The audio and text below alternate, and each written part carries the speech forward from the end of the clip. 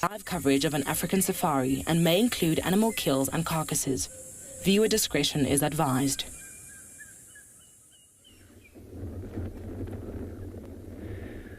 A warm welcome to all our viewers. We're currently looking at a wild dog that is running around in the grass in front of us. You can see it just gotten up now. And the rest of the pack is just lying off to the right of where this wild dog is. But I'd like to encourage all our viewers, come and jump on this live safari here in the African bush.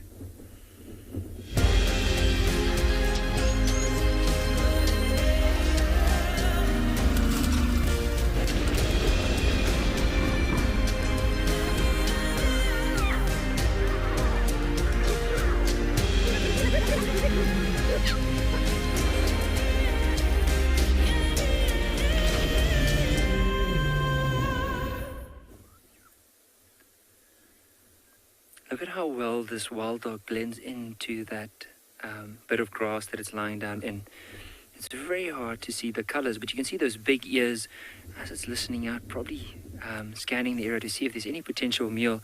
Because there's quite a few wild dogs that are lying down here. Some off just to the right under the tree. Today is a nice overcast day. And there's a good chance as it starts to cool down a little bit later that these wild dogs would start moving. And from where they were last seen, they basically started moving into the wind. Now, I'm Nikki. I'm going to be your ranger for this afternoon. And on camera, we have Gert. Now, just to tell you a bit more of our plan for this afternoon. So basically, just to give you an idea, so we started up in this area here and we moved all the way to round about here, and this is where we found these wild dogs. So the chances are the wind, so this is east, this is west, south and north. The wind is coming in from the east, blowing south and west, so all the way down here. So the chances are these wild dogs will probably start moving up in this direction right over here. But this is where we are currently situated on the reserve. And what's quite nice about it is this particular pack that we're looking at the moment has 10 youngsters with them. So the chances are they have to constantly move in order to feed all the mouths that are here.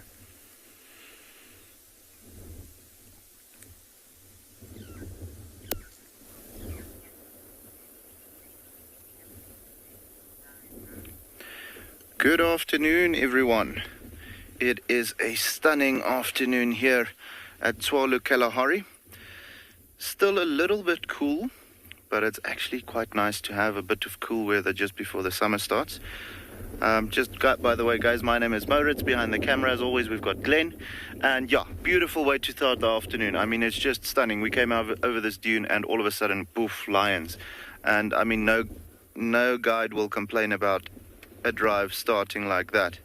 So just beautiful. These are the 3 Southern Pride sub-adults that has recently been kicked out since the females had new cubs now.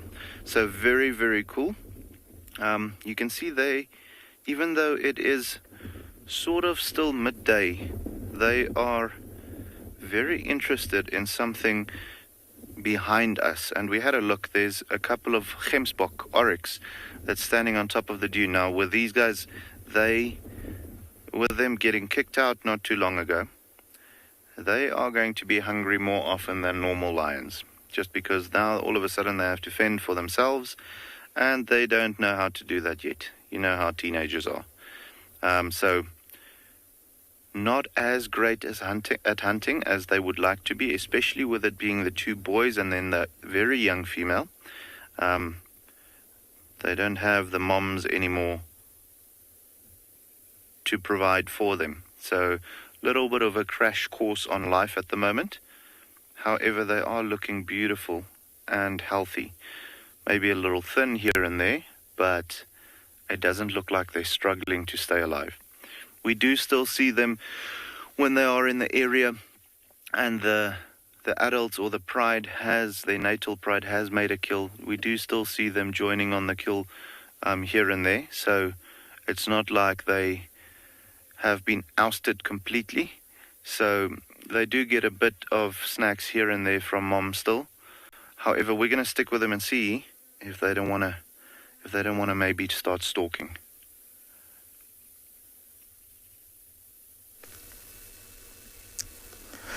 Good afternoon, viewers, and welcome to the Masai Mara. We have lions, teenage lions from the Ololo Pride here. My name is Tim, and behind camera we have Big James. Please ask us questions, and we'll be ready to answer to you. These lions here have been sleeping the entire morning, and right now it's where they were sleeping. It was a little bit cool, so they've come here for warmth. But again, I think in those shades there is some little warmth, so they're going to stay here.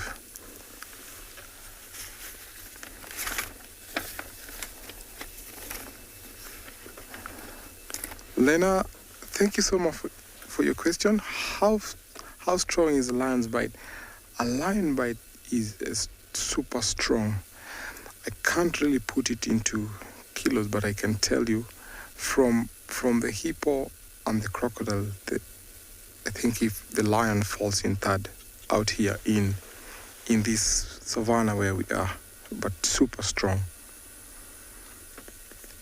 This pride here was almost displaced this morning by a pride male that came from a different area called Split Nose. So Split Nose is around the area. So I think I'm suspecting that all these lions and teenagers that are ganging up here will one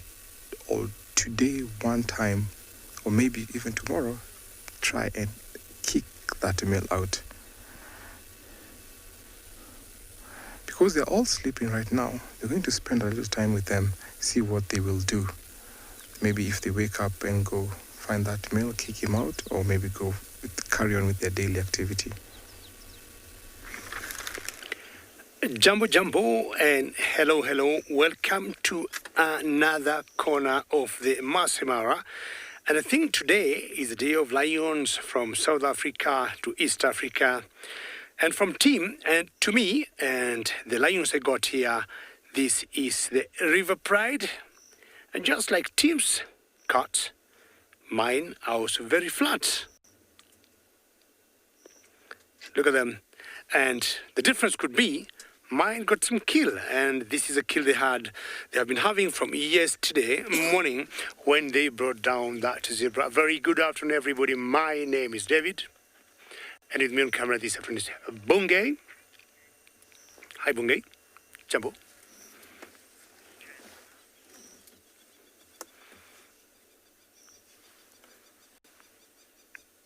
Look at that.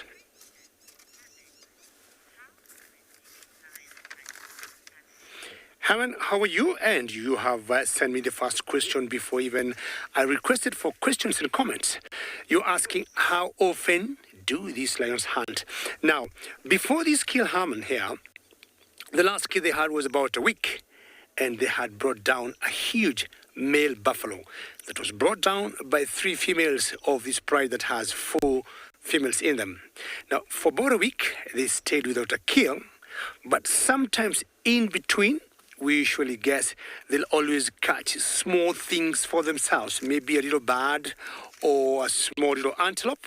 But after that 1 week, the next big kill to them was this zebra that you're seeing here. But that again, I'll tell you, it always changes, or it varies from one lion pride to another. Currently, I got 2 females here, and one of the females got 4 cubs.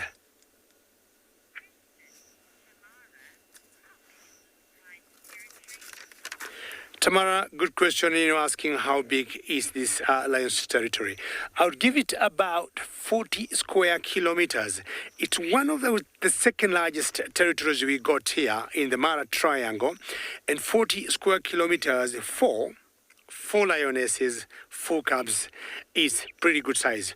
And Tamara, what should happen? Once in a while, we'll get the boys or the coalition of males coming in and joining these lionesses here. Now, I got a bird of prey out there. Do you see that? Ladies and gentlemen, remember, we are coming to you live. This is a live and interactive safari.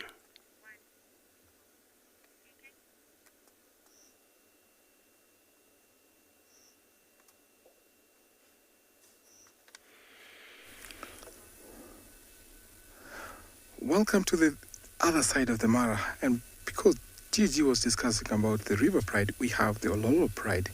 These are only teenagers that are spending the time here. So their territory is not far from here. So the boundary is just a little bit closer from where we are.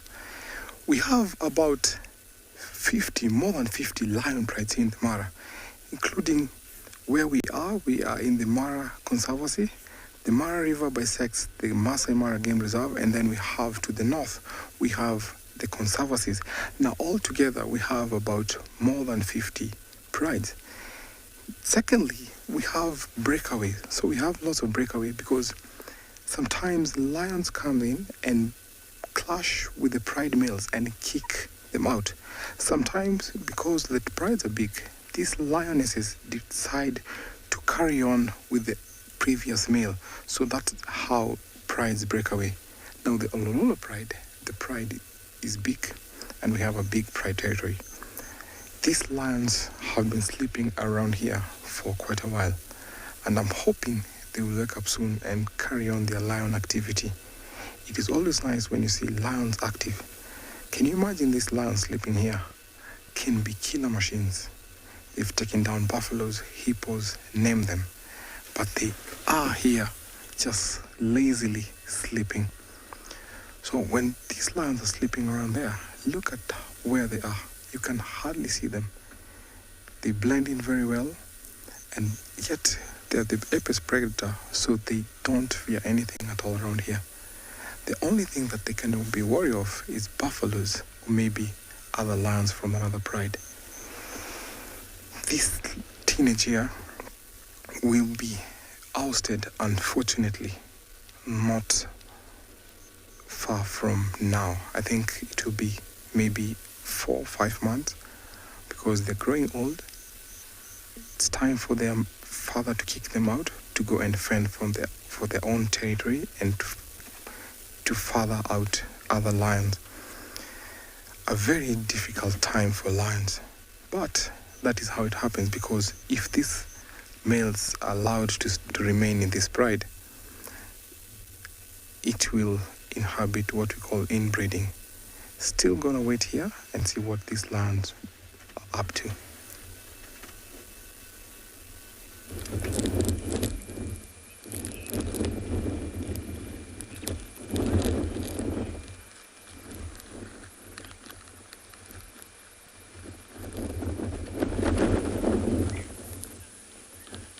Good afternoon, everyone. Welcome aboard from the Greater Kruger National Area. Western Fringes, we're on the Sabi Sands, everyone, and Djuma Game Reserve. And we're just looking out into that area because there's a possibility that there is a carcass nearby. Now, this morning when I was out, I saw the signs of possibly a predator around. My name is Trishal and I've got BK on camera this afternoon before I forget. It's a bit warm. It's about 25 degrees Celsius, 77 degrees Fahrenheit, but nice and overcast. So we're looking out here, and as you can see, the grass is quite brown. So it'll be difficult to see any predators that are lying down. But hopefully, because of the overcast weather, they'd be moving. It should be awesome. So this morning I saw a hyena with a little piece of flesh. I saw 2 vultures and a tawny eagle. So that means that something happened very quickly in this area. So I want to keep a good eye out. Now remember, this is your safari, so use that hashtag WildEarth. Chat to us, send us your questions, and give us your comments. I'm going to be off and search for this predator. Het lyk of alles anders. Daar's nie ander liggies vir agterbrand hier nie.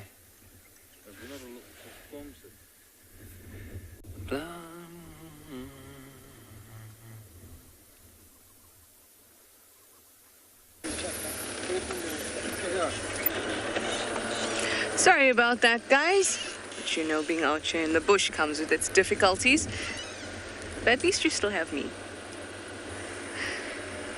So what we're going to do, I suspect that I'm either looking for the lone lioness that's in the west. I'm on Impala Plains Road near the junction of Sandy Patch Viatella Access. And this lone lioness and her cub have been seen in this area. So it could be her, or it could be a leopard that has made that kill from the morning. I don't think Hart the hyena had made that kill, because she just had a piece of fur. And if she had made that kill and it was very fresh, still wet, if she had made it, then she would be at the animal. And then she heard something, she lifted up her head and she ran for her life, all of 30 meters. Then she realized whatever it was is not actually coming for her, or she might have misheard, and then she went back, grabbed her meal, and moved on. A mystery, mystery. But that's what I love about the bush.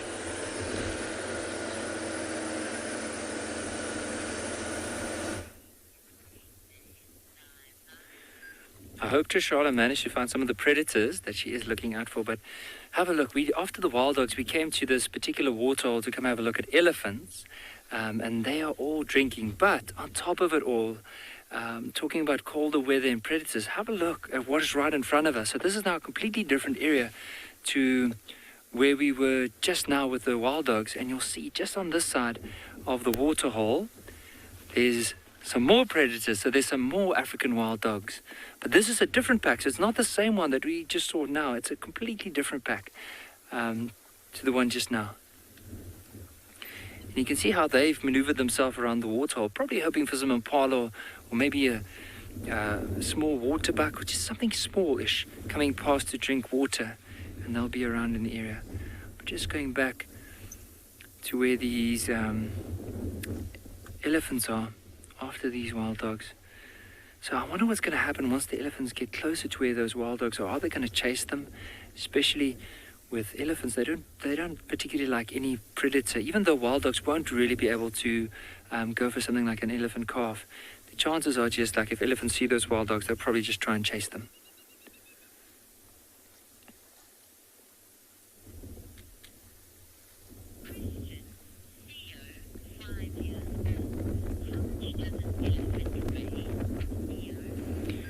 Theo, it's a very good question, age 5.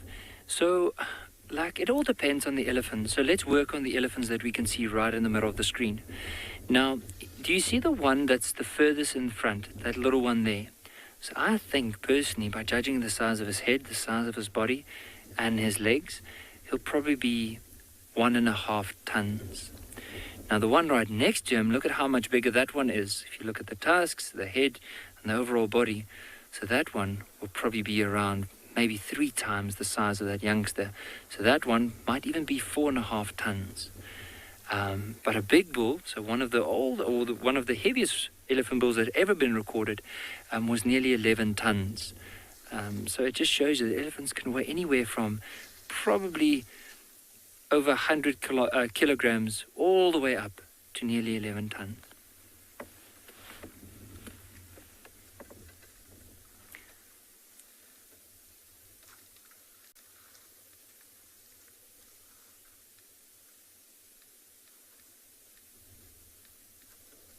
You can see there's in the back there's a tree right next to the water's edge, and it looks like this elephant has an itch near the ear, and it's actually scratching the ears. Lorna, I'm not too sure with that question. I'll definitely have to go and have a look on why they won't bark like domestic dogs, but they have something very similar, but it's like a hooting sound, like a and once they make that sound, the others will respond. But of course, whenever there's a kill, there's a lot of excitement, so it's these low shrieks that you can hear. However, I'm not too sure of why they don't have that capability. I'll have to go and read up, and hopefully on our next episode, I'll be able to share that with everyone.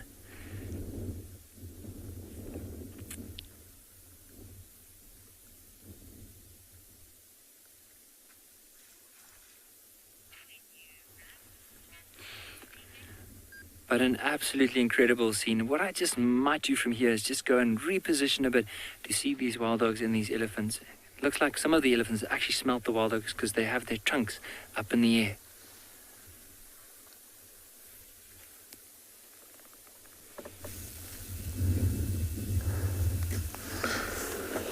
Elephants have a high sense of smell.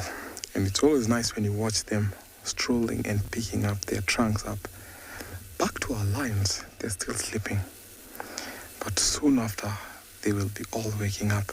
Because when it gets cool, they'll always leave that place to go carry on with their daily activities.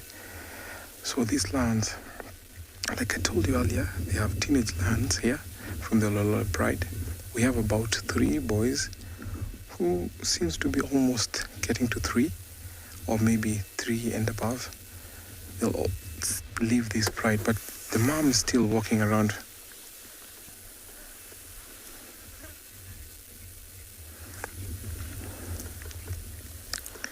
Reese, thank you so much for your question. How many cubs do lions give annually? So lions come into East Africa every 2 years if they are successful to raise their cubs. So a litter consists of 3 cubs. So the bigger the pride, the more the success. So if the pride is small and another male comes and conquers that pride, the lion cubs will be killed. And that will trigger the mom to come back into estrus after about 3 to 4 weeks. So lions come in to give birth after every 2 years. As you wait for these lions to wake up, we're going to send you to another safari vehicle.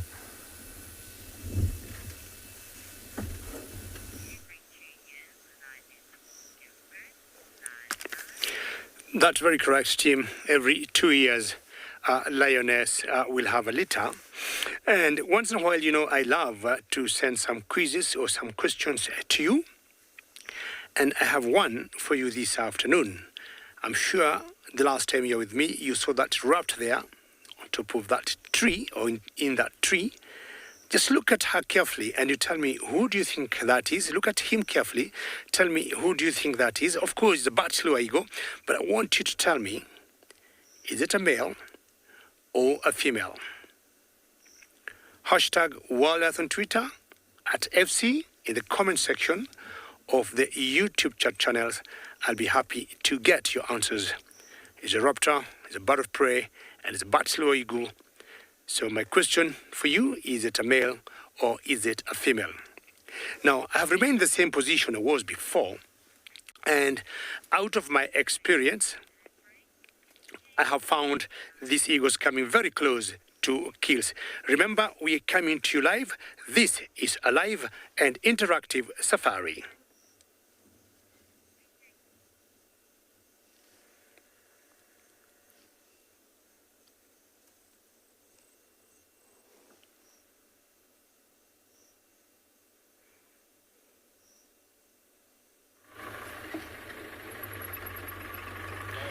So alrighty guys, we have decided to just go and check the major waterholes. Those lions are looking a little flat that we saw earlier.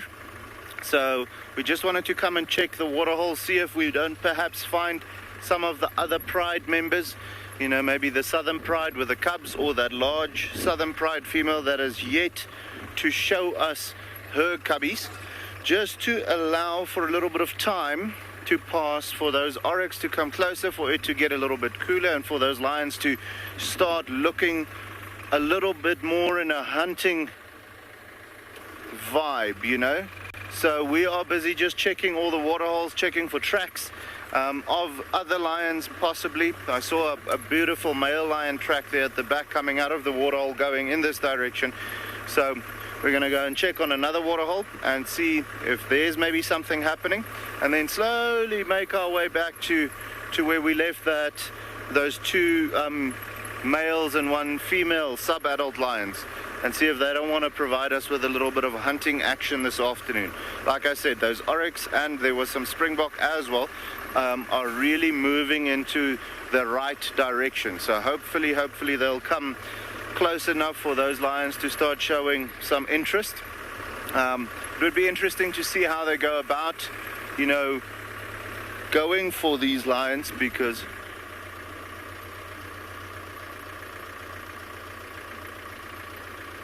so Fiona just had a question. How many water holes do we have at Tswalu, Fiona? I haven't actually counted them. The reserve is so big. But let's say if I had to say probably about 10 or so over the entire reserve. So not a lot, just because there's not the need for more than that. This is the Kalahari. So it's not supposed to have a lot of water. So yeah, I'd say about maybe 10, maybe 12 or something like that.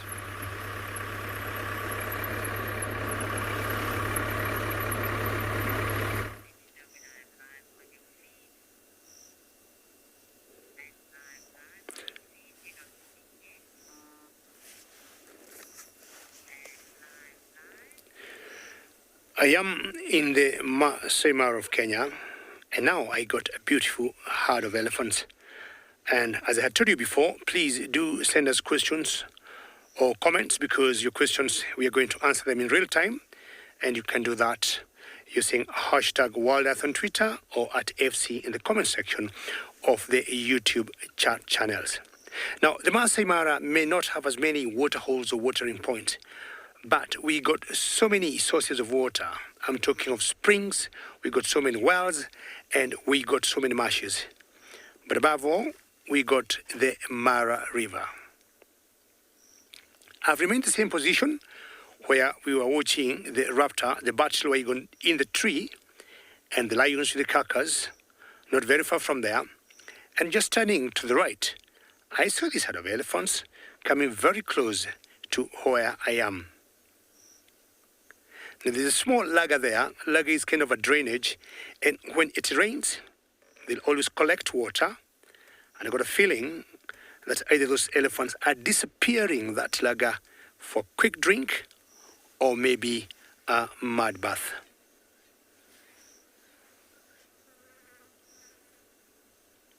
Look at that small little calf there. I think maybe just too tiny to be feeding very well on anything solid. She's just discovering herself. And the biggest tool of interest or curiosity is their trunk. That's the first part of their body they usually need to understand very well, because it means so much to them. Smelling, sniffing, breathing, picking stuff from the ground.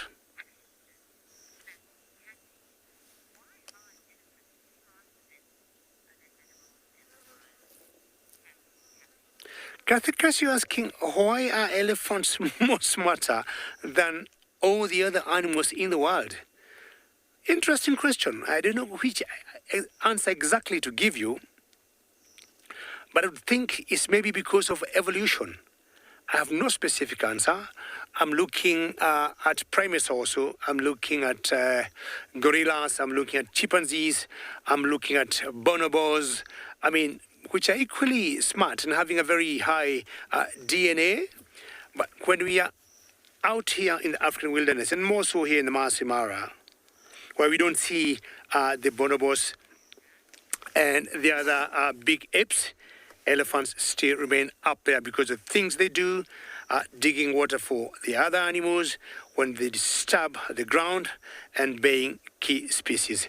Now, I am going to remain right here because it seems these elephants are heading towards the direction of the pride of lions that I have that are having a nap with a kill, and I will let you know later what happens as we take you to another location. Good afternoon, everybody. Welcome to Djuma Private Game Reserve in Sabi-Sands in Lowerveld, where today temperature is 25 degrees, 77 Fahrenheit. And I'm Andrew on camera this afternoon, and Neil. We're standing right here with such a beautiful, tallest animals on earth, which is giraffe right here. What a privilege.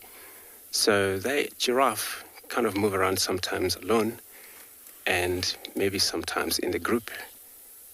That depend on how many of them in the group.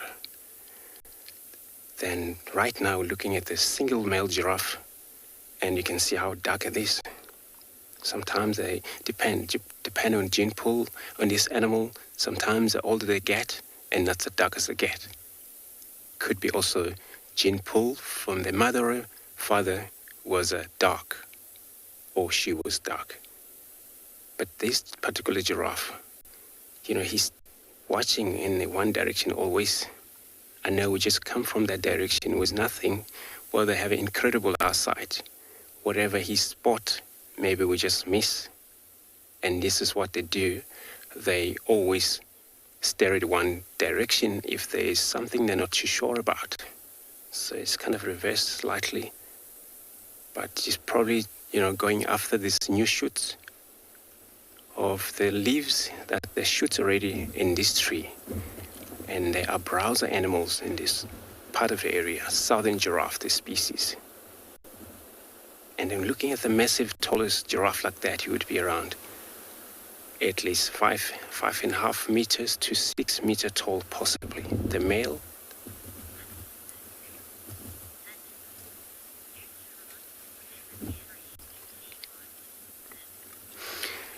Alan, good afternoon. Welcome to your show this afternoon.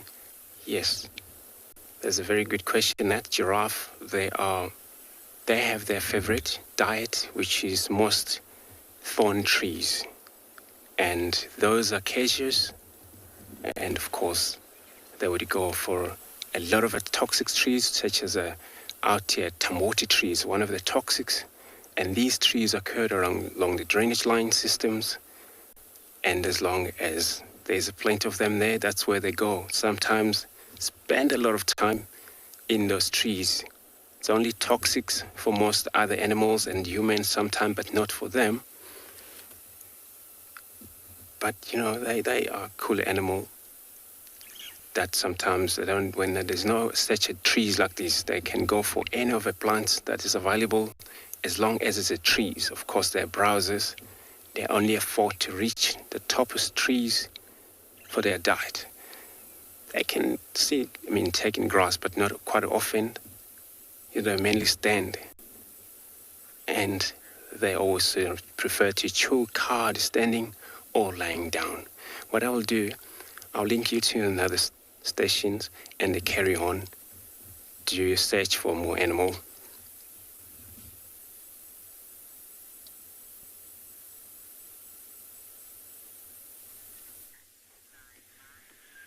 So have a look at what these elephants are doing. One just got a fright and the other started running off to the left. Now they're probably going to turn around and see what was all the commotion about. It looks like the herd has just moved in the back. Now I wonder, they are moving away from the water's edge, and at the back there is a little canal that goes, or there's a little stretch of water that normally goes to the back there, and I wonder maybe because the water is drying up that there's a lot of mud. So they might just be there just to get a bit of that mud and flick it onto themselves. I can actually see the one in the middle is now doing that. You might find that some of the babies could actually go and roll down in this.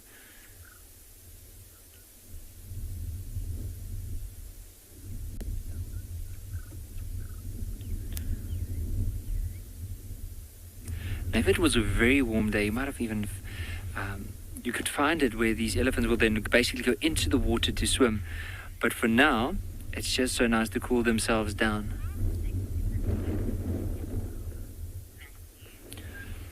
Matthew, with elephant skin, it depends on where we look at the skin from that elephant.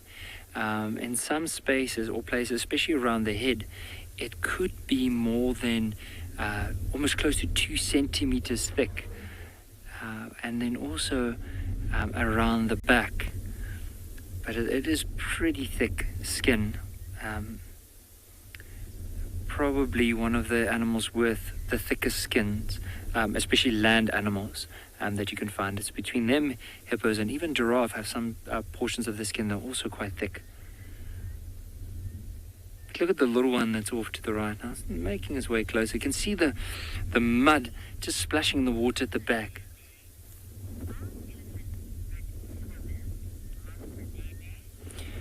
Mosnene, with elephants in particular, I have never, or I don't know too much about elephants, if they're capable of actually swimming or even floating. I'm not too sure.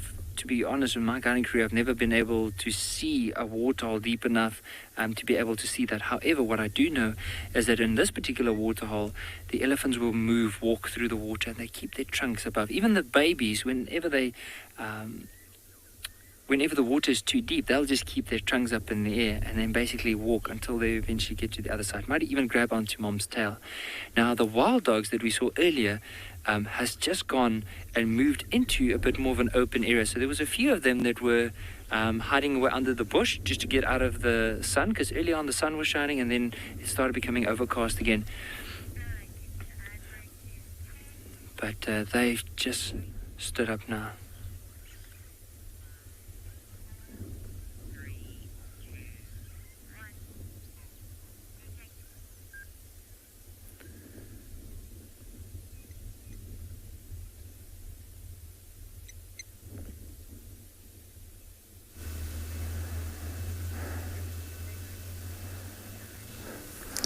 From the other herd of elephants, we're coming here to another herd. Look at them all running away from the big bull. There's a lot of confusion that has come in here. They're running away from the big bull. So big bulls are always by themselves, and they form what we call bachelor herds. So this herd here has come into a confusion. There's an activity there. I think they're chasing away that younger one.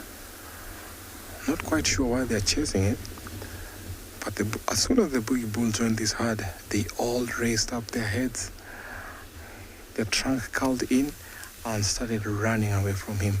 So bulls will walk from herds to herds, and when they come into females in estrus, they will mate with them. Normally, bulls don't associate themselves with the herds. The herds only have females and youngsters that walk around with them. So Big James is going to pan slightly to the left, where you'll see the big bull and the rest of the herds. See how that interaction, as soon as he joins in there, they all have to be submissive. Big bulls demand respect. See the communication that went in, just all of them just stopped. Look at them. Elephants are so social, and they have personalities like us humans.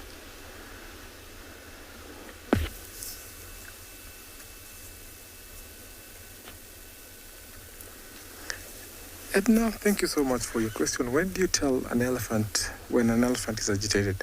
When an elephant is agitated, you see head shakes, trumpeting, head raised up, trunk curled in, and ears flapped backwards. That you can tell that elephant is no way going to back off. So when an elephant does that, you always give them space. So what we normally do when you're out on a drive, we always have escape routes.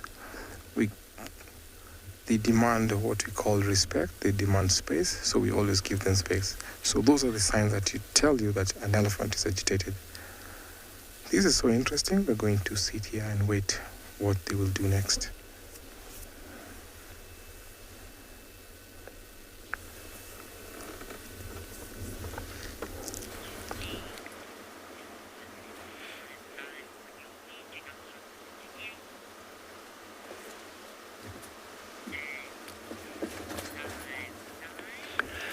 I agree with you, team, totally. And the good news about elephants, you can very easily read their body language, unlike the buffaloes, which will always surprise you by their behavior.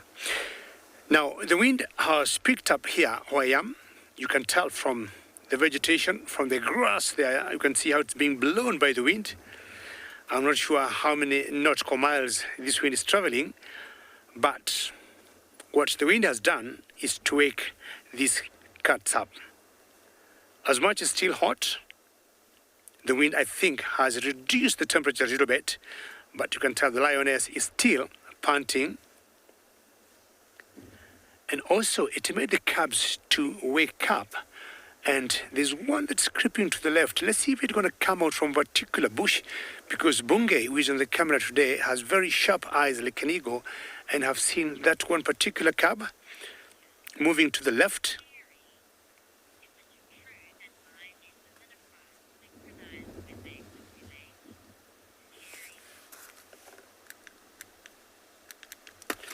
still have to wait for her to come out from the thickets there. That's exactly one corner.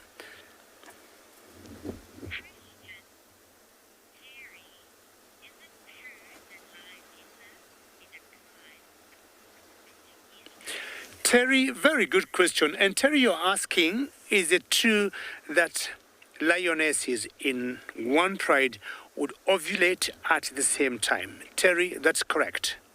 That happens many times. And Terry, you'll at times see lionesses with 2 or 3 different litters that are a week or 2 weeks old, or 2 weeks rather apart. So that's very possible. You'll get especially sisters or first cousins are going in estrus at the same time.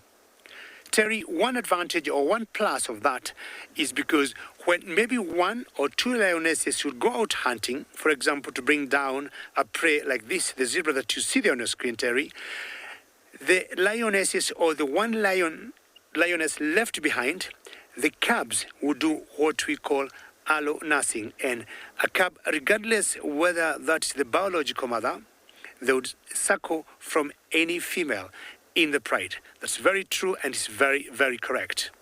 And that gives the lionesses the strength or the advantage of succeeding in bringing up their cubs.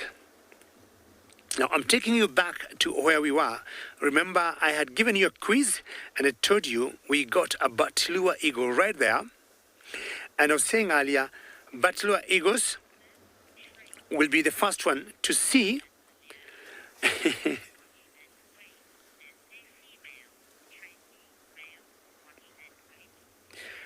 Tracy, you see a male. Watching weight, you're saying a female, and I'll go with a female. Apparently, it's a female, and it has 2 white bands. If you look carefully, there's the white at the bottom or at the end of the wings, and there's the black band, and then a lower white, and that's a female. Very well done.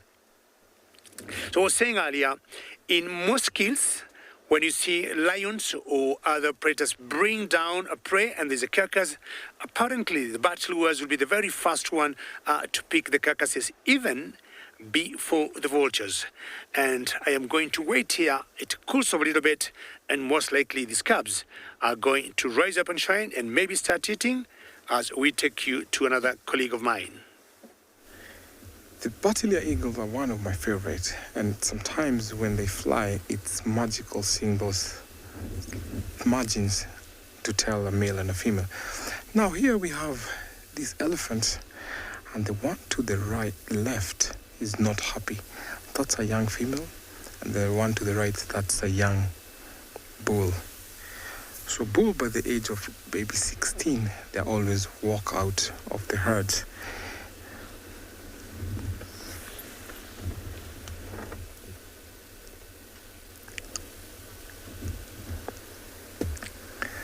Leanne, wow, what a good welcome to you. Welcome to this show. 6-year-old, thank you so much for your question. Do elephants cry? Elephants will mourn like us humans. They have feelings, they have different characters. So they don't necessarily cry, but they come into mourning like us humans. So in other terms, they can say they can be sad, not necessarily cry like we do cry. So I want to tell you a difference between a male elephant and a female elephant. So Big James is going to pan slightly to the right so that we can see the big bull there. So when you look at the bull, you see on the very base of the tusk where it lives, it connects to the skin, it's always thick in bulls. Females have smaller. The head is a bit rounded shape, while the heads of the females are a little bit almost triangular. When you look at the backs, they have a slightly a concave back, while the females are almost flat.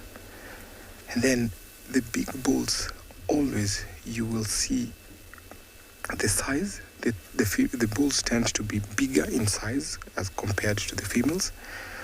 So that is one of the easiest way to identify bulls from a long distance away. from cows, and especially when they're out in the open, bulls will always be by themselves. So when you find elephants in a herd, majority are females. Look at that youngster there. So when the big bull came in, they all stopped there. He went to sniff all of them and then went back to grazing. This is a very interesting behavior to watch in elephants. I'm still going to wait here, see where these elephants are heading to. It seems like a very interesting behavior that we're witnessing here. So as you wait here, I'm going to send you to another safari vehicle.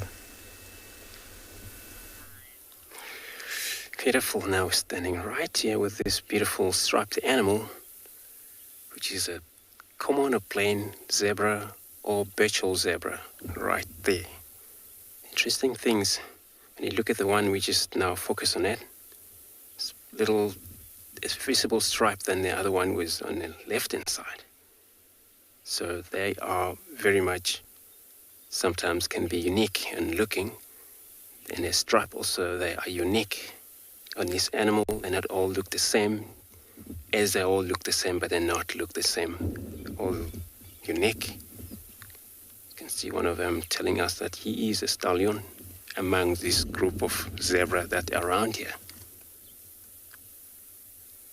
So they mostly associate with wildebeest, impalas, and giraffe, where now could be that the giraffe is not far away, also impala is not far away. And they always find them in a very open area, short grasses, if it happens.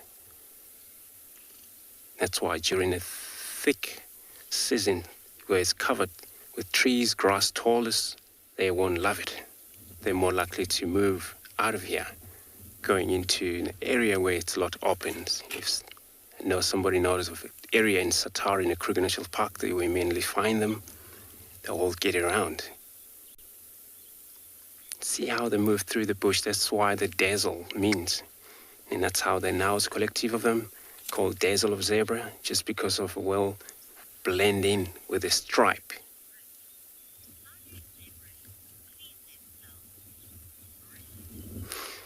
Rick, good afternoon. Welcome to the show. You want to know how do the zebra clean themselves?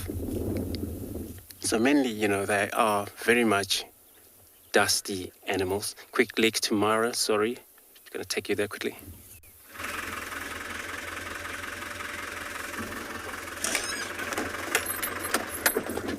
Well, ladies and gentlemen, I'm thinking these lions might be coming here down for a drink. Just hold on a minute. Are you happy there, Bungay? Keep coming. Just hold on 1 minute. So let's get another spot. I think one of the females that have come to the stream to have a little drink is what I want to show you. Just hold on right there. No, hold on. How is it there? Still can't see the calves yet. Let's just have a look at the calves first. And we're just waiting to see if the female will come and have a drink. And ladies and gentlemen, remember, this is a live and interactive safari.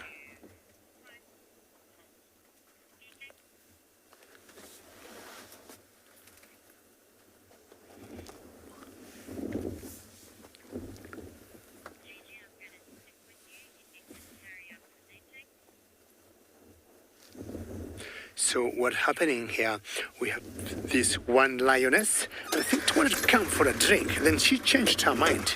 I'm not sure not sure exactly why, but let me just reposition myself, because we've got perfect light, and she's out with two of the cabs. And I just thought they were coming for a drink. They got very close to the stream, and she changed her mind, not sure why. Maybe she thought the place to go down the stream was very tricky, having the cabs. That's my guess now. And you can hear the watered lapwings, very noisy. Of course, that is what you're hearing, alarm calls. They're not very comfortable with those two cabs there. Even I think the cabs may go for their chicks. I'm not sure they'll try break their eggs, because the lapwings are ground nesters. So there she got one of the cabs following her. And I'm sure they want to be a bit adventurous playing where they are. Look at the spots in those beautiful bundles of joy. My guess is they're anything between 2.5 to 3 months old. And the other day I saw some milk teeth in them, and they were trying to eat meat with the parents. I'll watch them very carefully and find out exactly where they want to go as we take you to another location.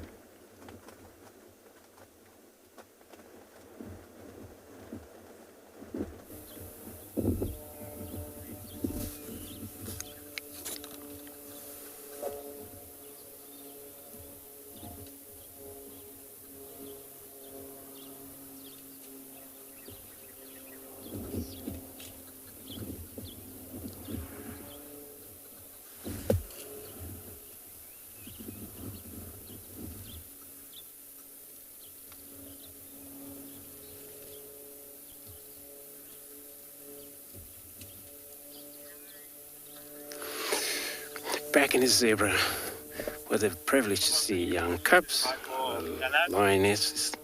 So we're back into this dazzle of zebra. Was taken immediately away before I answer correctly in that question of how do these animals, stay cleaned. With zebra, like donkeys most, and are more likely to roll around in soil, dust, bath, and then from there they just get up and run around, shiver the body. And I'm so sorry that's an airplane probably landing close by to one of their airstrip around here. So noise is gonna go quickly away. So that's how they do. They're more likely to also see zebra roll in the burn sections in this area where they do fire breaks for protection. They see them go over these because it's burned up dark, so for them to actually blend in when they get out that dark perch of burned for their own safety, camouflage. But of course, for them, that's how they do. They actually do kind of like take care of one another in terms of licking one another that way. When they're together like this in this group, all take care of each other.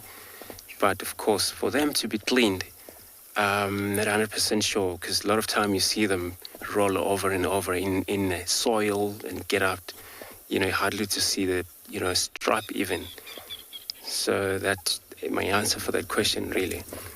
So animal like this, they are very much likely to survive probably 5 days without water if it happens. They don't actually have to. They drink quite often, but if there's no water, they can go for at least 5 days, where they're actually incredible animals compared to most animal, especially smallest animal around here. And for them, prefer, playing like this is for their own defense mechanisms. It counts on such animals, whether it's in a group or individual animals, because then they're able to see, they have a chance of see far before the predators come close to them. The tail, you might ask, why they always wag their tails like this. Also at night, you'll find a zebra do that, not even the flies, but they're so sensitive, especially on their rump.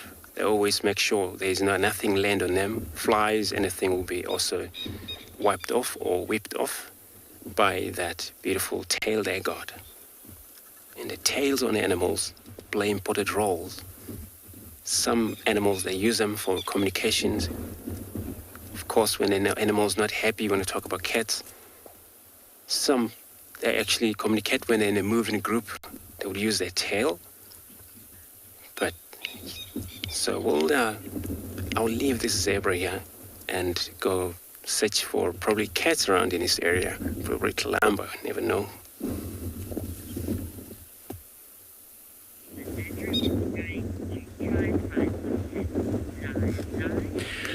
That's correct. Tails in most animals count a lot when it comes to communication, including the lions. Lions will use their tails, will use their ears, and their tails come in handy, especially when we call them the follow me signs. Look at that small little cub there that is feeding, and you imagine the cub and the mother walking in the tall grass like here. So what the cub will do is just to look at the tip of the tail of the mother.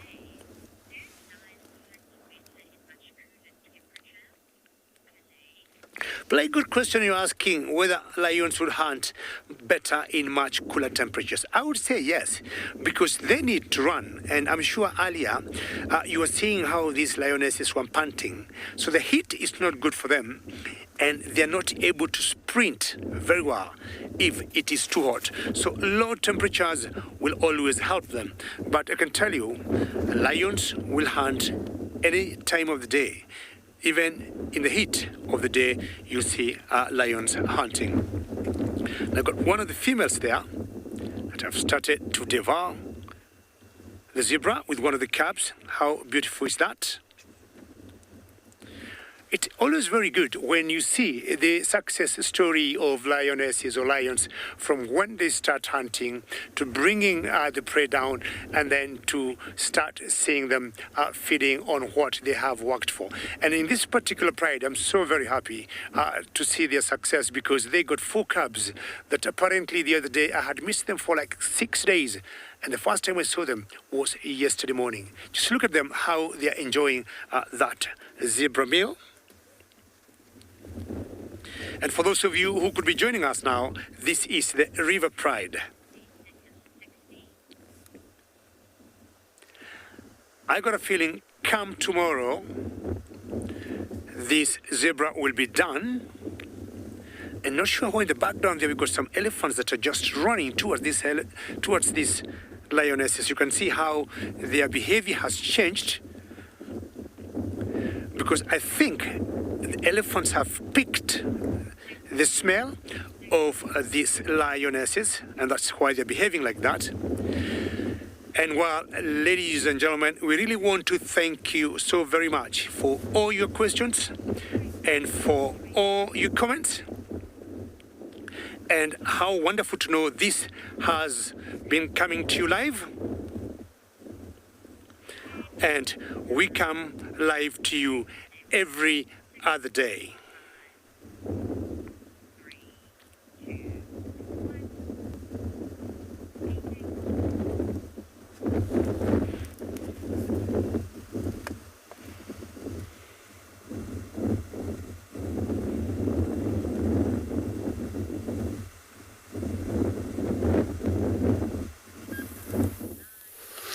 Beautiful. Didn't actually have to drive far away from the zebra now. We just come across this beautiful bird of prey here. You know, we've been seen battling together always. And male and female sometimes, and mostly solitary, sometimes pair when they're breeding. But there you're looking at the family. So on the far right, that's a male. You can tell by looking at a lot of dark covered from all the way to the end of these wings. But in these eagles, hardly to see the tail. That's why they call this day a short-tailed eagle. And then in the middle, that would be the mother of the one on the left. That's the one of a juvenile in this pair of this bird. The whole family here. So you can see these young ones not even sure what is happening. So it's well taken care. Both parents would take care of that juvenile in terms of hunting for it and always bring food into that branches. Now there seems to be resting, but again, this is how they hunt. For them, resting, it's all about, staring around and check what is available for them to go down, get it. And it's one of the eagle that you most see during a hot day, and then they fly right up in the sky. And of course, skin around in the ground. They have very much incredible eyesight, also sense smell. They pick up very easily when it's hot enough. And that's why mostly a bird of prey, most vultures, those are scavengers, we know for sure. But when it's cloudy, they don't like flying around too much because it's a waste of time that they don't pick up thermos very quickly. It was a beautiful yawn in a female in the middle. And then in the background there, we got some elephants that are just running towards these lionesses. So on the far right, that's a male. You can tell by looking at a lot of dark covered from all the way to the end of these wings. But in these eagles, hardly to see the tail. That's why mostly a bird of prey, most vultures, those are scavengers, we know for sure. But when it's cloudy, they don't like flying around too much because it's a waste of time that they don't pick up thermos very quickly. It was a beautiful yawn in a female in the middle. should probably think of go hunt, or they're just well fed on anything right now. I'm not sure. They do sometimes go down to water hole to drink, and see them do that, it's such a beautiful, because, you'd imagine such a color bird like this with a beautiful red face, and their legs are also slightly same as the face. But, seeing them drinking, it's so beautiful. They are day hunter birds, which they prefer hunting during the day. At night, they'll be resting. They won't do anything at night. They find the branches like that, and that's how they take it easy for the whole night before they come active again in the next morning. And you often see them compete with, vultures and tawny eagle, because they're all the scavengers these birds are just talking about. And whenever there's a big kill or small kill, you find a lot of vultures gathering around, because even it's so small kill, they don't know.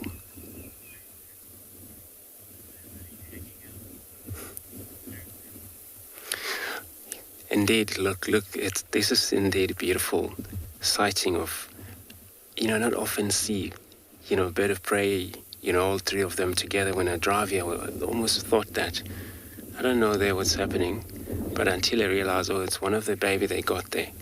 So it's nice family to take care of the young one, make sure, see that baby is going to won't change color now as a parent's color yet, until it's at least anything from 6 to 7.5 years old. And that's there you're able to see the color change. And they live longer, lifespan of anything for 18 sometimes years, get up to probably 20, possibly above, depending on their survival. But of course, depend on the food source they get around. When we talk about birds that are often killed, especially this type of animal, birds like this eagle, vultures most in this country, they kill them for African muti, and this is what Sangoma need, and somehow use them for some mixture medicines for cure some of our disease, or I don't know. But this is what they kill them for. Or hardly to see, actually, a long time ago, we look for vultures out there. We didn't see any. But the number has picked up now. Glad that reserve take care of those wild animals.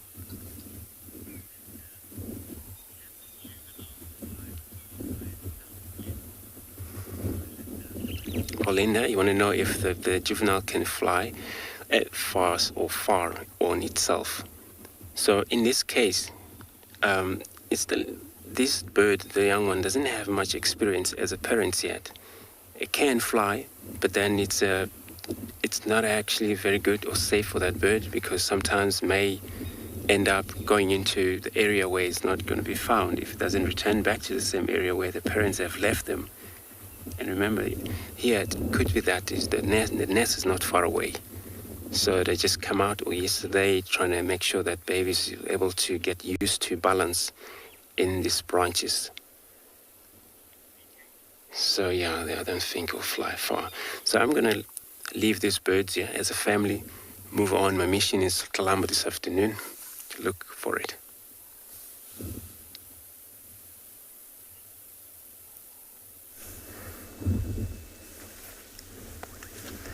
Batelia, one of my favorite birds. Also, elephants seem to be one of my favorite animals. Now here in the Mara we have a big herd of elephant split up. There's a big bull that came in and got a little bit confused. Look at that tiny calf there. I reckon that is almost, I'd say, 3 months old. It's teeny tiny. And you can see we have a teenage there that has no tail.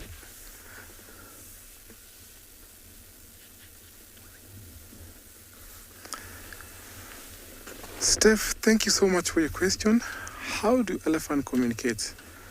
Elephants communicate in a very low frequency sound called the infrasound, a sound that we cannot hear from this close distance that we are to these elephants.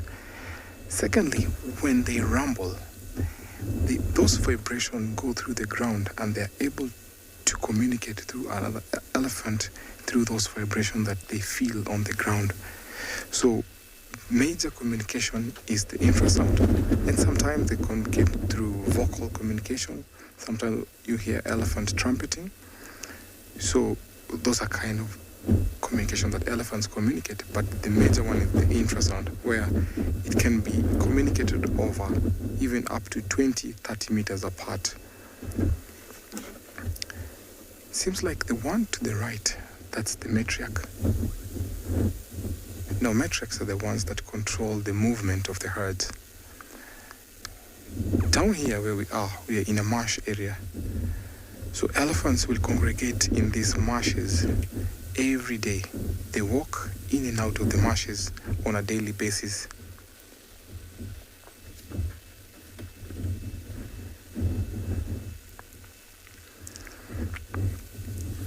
Natasha, thank you so much for your question. Do elephant herds leave the herds to go and give birth?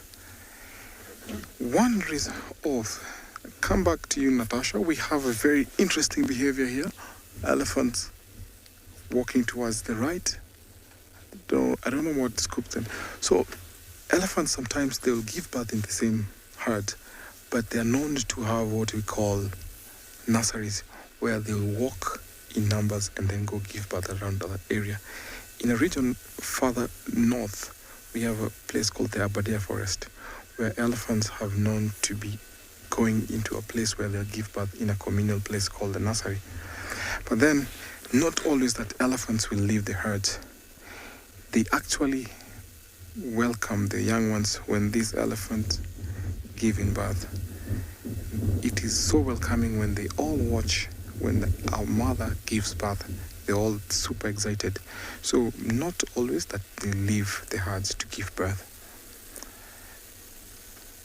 We'll watch these elephants over here as we send you over to another safari vehicle.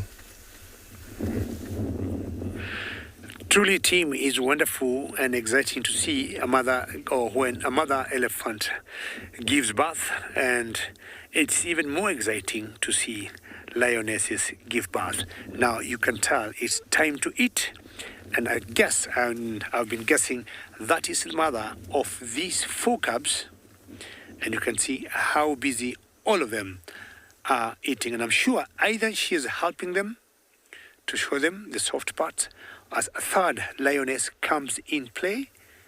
Not sure where she's been.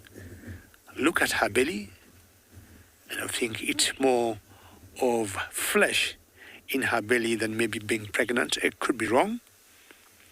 Now we have accounted for 3. There's still a 4th one somewhere.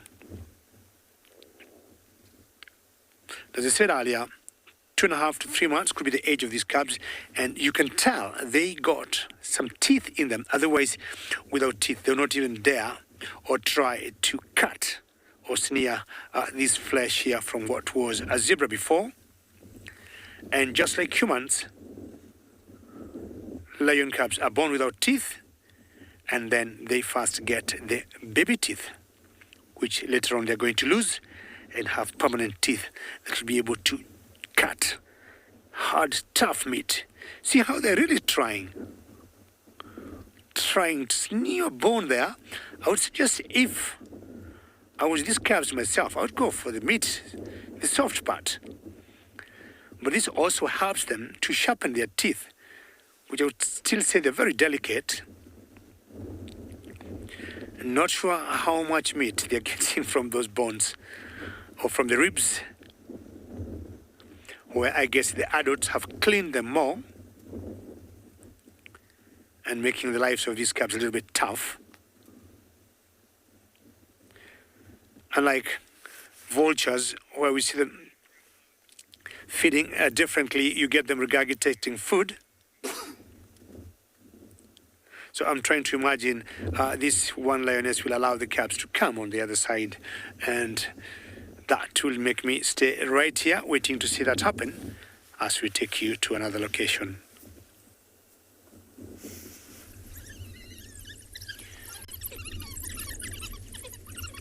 We are back with that pack of wild dogs with the youngsters, and they've just started waking up, and you can see there's a bit of interaction amongst them. So the adults were getting up and they were interacting with one another, and of course the younger pups started joining in.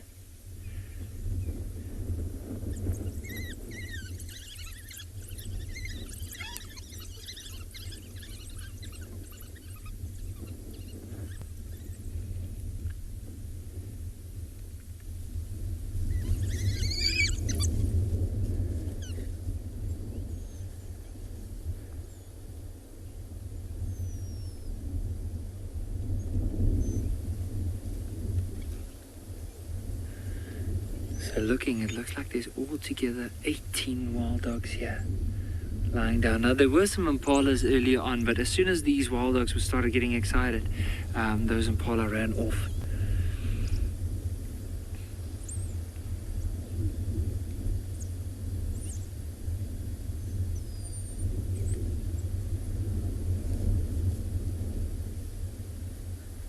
And I wonder, I don't think it's going to be too long before these wild dogs are going to start moving and possibly looking for opportunity to hunt. Now, looking at some of their bellies, some are full, but others are definitely not. I just want to make sure, maybe there's a hyena moving at the back, because you can see all of them, or most of the adults have actually picked up their head and started staring down.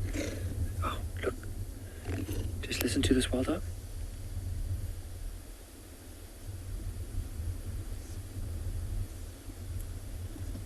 So it was doing it sounded like a snarl, and immediately all the others looked in that direction. Might be that hyena, probably thought it might have been something else.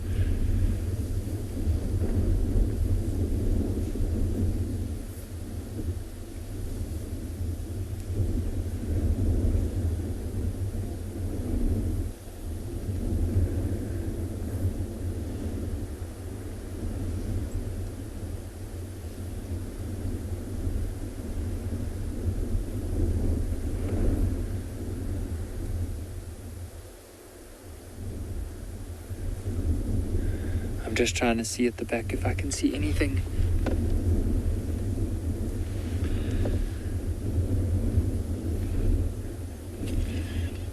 So definitely Gert and I are going to spend some more time here, and hopefully we'll be able to see these wild dogs moving.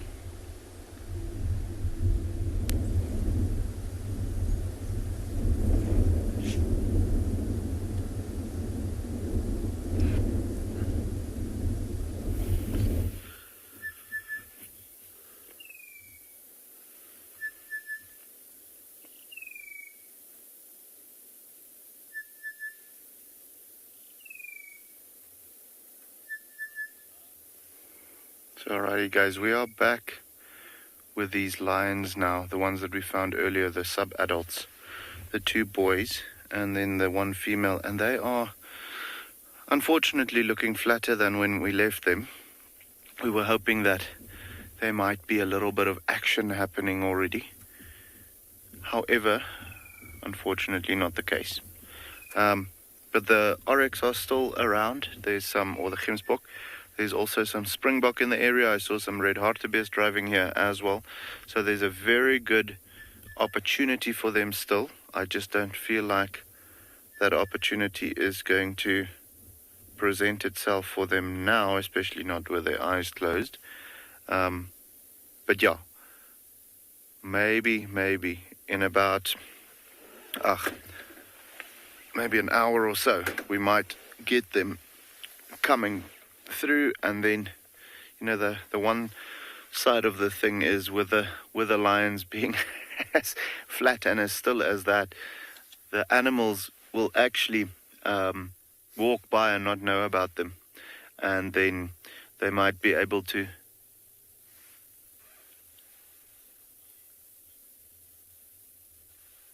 So we just had a question from Paul. How long do lions sleep for? And Paul, okay, the books will tell you that they sleep, or not the books, but it's common knowledge that they sleep about 20 hours a day. That is not correct, okay? They don't sleep the whole day. They are inactive for about 20 hours a day. That is very true. So at the moment they're sleeping, but I'd say they sleep probably around anything between 10 to 12, maybe 14 hours. However, that other 6 hours, they just don't spend walking around or actively hunting or doing all of these things.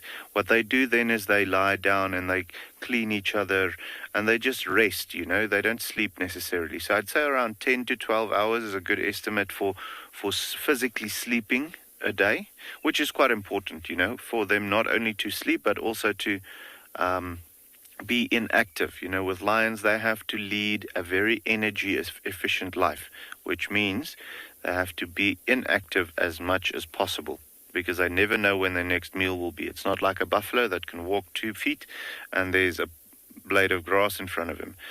With the lions, they might sometimes go a day without hunting or 2 days or 3 days, so they have to absolutely save as much energy as possible when they can.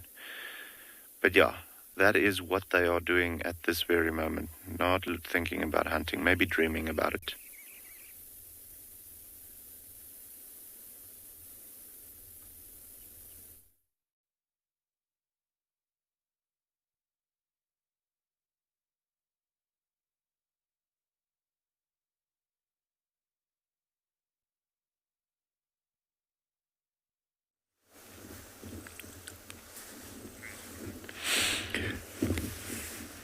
Well, we seem to have lost one of the locations, but these things will happen. You'd imagine us broadcasting to you live from the African wilderness. Once in a while, those challenges will come. But on the good news, just see what we got. 3 or all the 4 cubs now playing together. Now, what I want to do with the 4 cubs playing together is slowly to look under their tails. And I can tell you now for a fact, of the 4 cubs, 2 of them are girls. So I'm yet to confirm the other 2. So one big plus of lionesses having many cubs together, this is one of the reasons. Play, play, play, and play. Strengthen their muscles. If they need to run or take off for one reason or another. The other day you saw them crossing a small stream, like the migration of the wildebeest. They decided to be small wildebeest or to do a mini migration for me. That was quite exciting. It's not very far from where we are, where they were doing that. Hello there. Join the rest of them and play. Now, I've been watching the 4 of them. 3 of them seems to be very playful, but the one on the left, sometimes he just looks, sometimes he's involved, she's engaged with the other 3, plays a little bit. Look at that one, have a lot of grass in the mouth. You do not feed your brother or sister grass. Full adult predators, lions or cheetahs or leopards, we have seen them eating grass for obvious reasons. When they eat so much and they have issues in their bellies. Now, we need to play. It's trying to put her into play. That's the one that doesn't like playing a lot. The one to the right of your screen. It's always so fun. Anything baby for me, anything kids, anything young for me, any baby animal, it gives me lots of joy. So again, as I said, I want to spend a few moments here watching under the tails. That's a girl for sure. And we'll keep updating you how many boys or how many girls are in this group of cubs as we go to another location.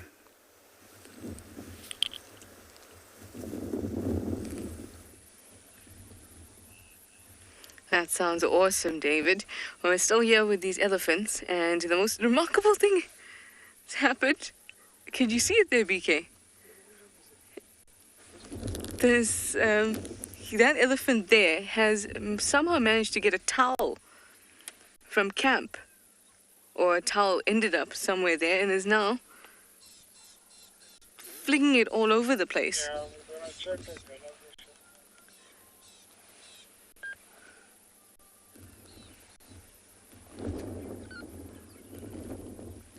You can do it again. I saw it and I thought, what? Actually, we both, BK and I, saw it at the same time and thought, what is that? was it? The usual grey towel from camp. It was quite funny. Beautiful, beautiful herd.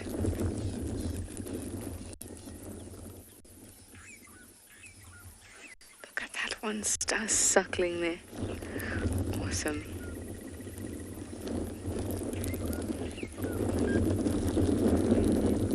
Hi, Mikey. You'd like to know what the average lifespan of an elephant is? It's about 60 years.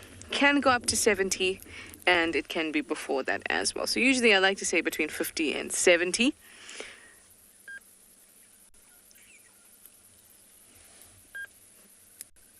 And for an African elephant, their lifespan is a bit shorter than the Asian elephant, at least recorded lifespans.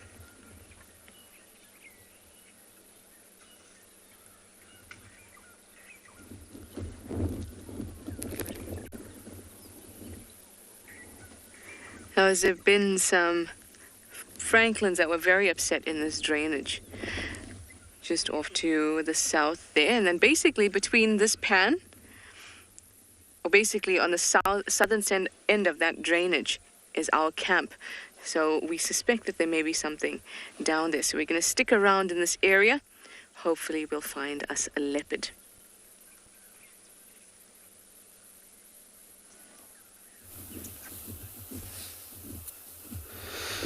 Great. Elephants are what the animals to look and how they do play, especially in a group. But here it's about the same with this. We come across a beautiful herd of buffalo, which I assume must be the buffalo we seen yesterday. But interesting thing is now they're making their way north, which yesterday they were making their way south. So this is a time they finally return. What makes them to be around here, it's a water station, which the water station, they're not far apart, so they have enough time to move around, eat, and then visit all of these waterhole around here, it's very good for them.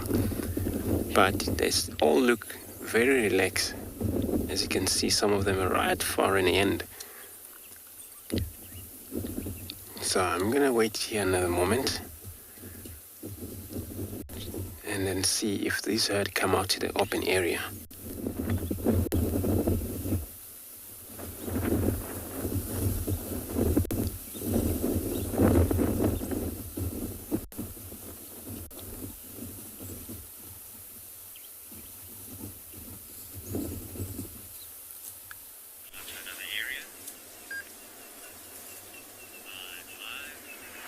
Well, we have been following this group of bull elephants all the way from Ndlovu Dam, and now they're heading into the southwestern corner of Pridelands. Hello, old chap. Young chap, actually. Middle-aged chap. Not too old, not too young. Beautiful boy. Just on his way to follow the rest of them. In fact, Kumo, the big elephant bull, is with them. Hi, everyone. My name's Mike. Behind the camera is Odie. Joined us at Eco Training Pridelands, and of course, as you know, we always have lots of elephants all over the place. Hey there, the guy. See that? Opened his ears to us like that just to listen and gather some information. What a gorgeous male elephant. Yeah, and then you can see the others. Oh, he's going to break a massive piece of leadwood. Look, that's Kumo over there, the big elephant bull. He's about... Oh, I thought he was going to break that whole branch. What is that, leadwood? No, it's a knobthorn. I thought he was going to break that whole knobthorn branch down, which would have been pretty impressive. Now, the angle's quite tricky because we're looking basically into the sun, but that would have been really amazing if he broke that whole branch off. It's interesting. This group of bull elephants was quite funny. They had a bit of a standoff with a warthog earlier, and interestingly, the warthog actually won that particular standoff. They moved off, and they've been steadily moving along ever since then. You can see how... Oh, yeah, of course, and Odie was just reminding me now, there was also a lioness that came, and that's actually ultimately why these elephants moved off, because there was a lioness at Ndlovu Dam just before our drive started. We haven't been able to find her since, but she basically, we were downwind of, well, the elephants were downwind of her and ended up frightening them off, or they smelt her because they had lots of babies. What I'm going to try and do is try and reposition us just ever so slightly to move us back just so that we've got a little bit more of the right light. But it's so nice to have these elephants so close to us. We've been following them. We took a bit of a loop round, and as you can see, they've stopped here to feed on these very palatable looking thorny branches. Delicious.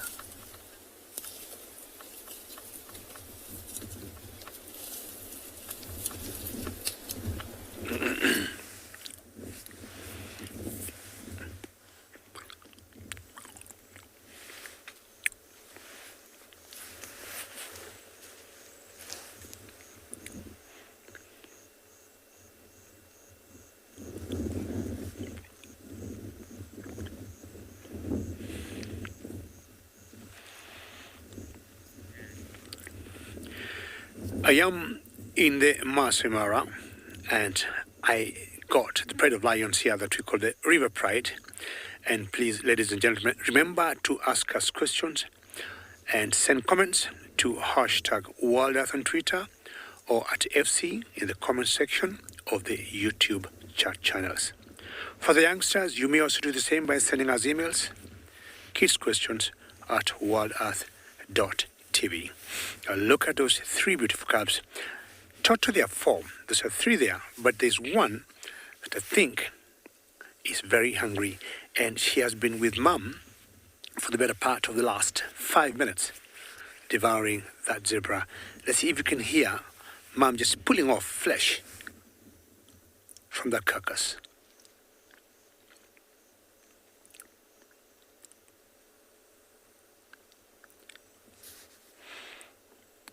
This carcass is about a day and a half old. They hunted this zebra yesterday morning.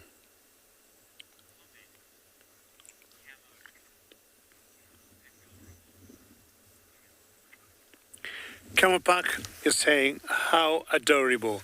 And this is just so cool to see the mother being joined by her calves eating together. Beautiful light under a quinine tree, some nice grass, just to cover the freshness, I would say, of this carcass.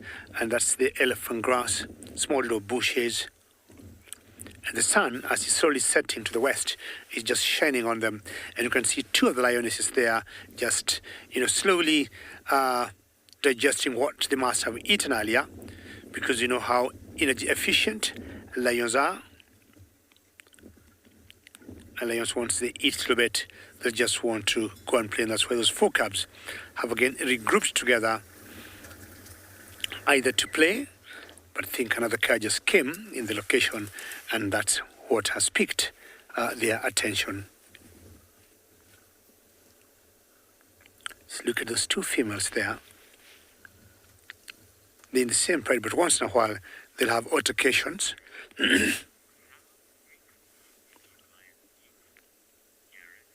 Jareth, good question, and you're asking how frequently do these lions eat.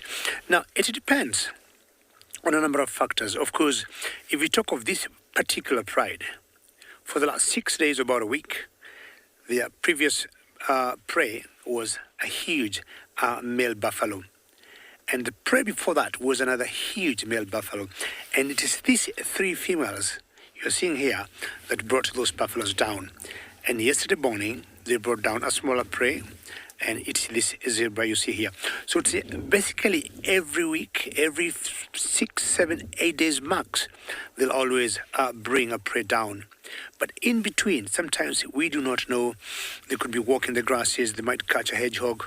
They might catch a pangolin. They might catch some feathered friend, like a guinea fowl or some francolins.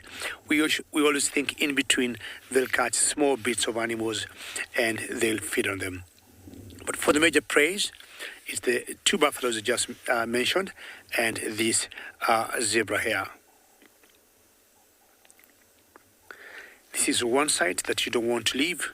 You want to remain here enjoying the females or the adults eating or the calves playing. And I'm sure you'll be back with me as we take you to another location.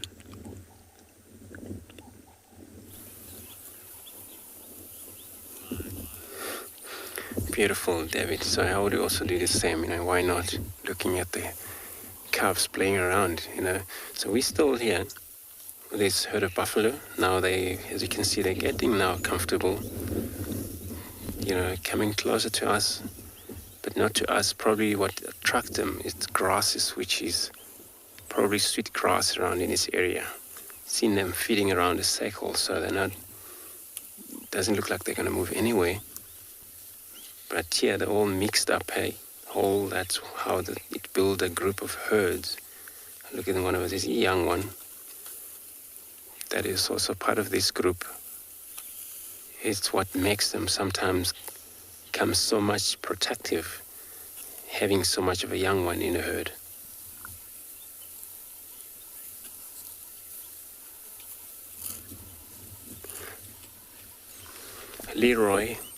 Leroy, welcome to the beautiful shore, your shore this afternoon.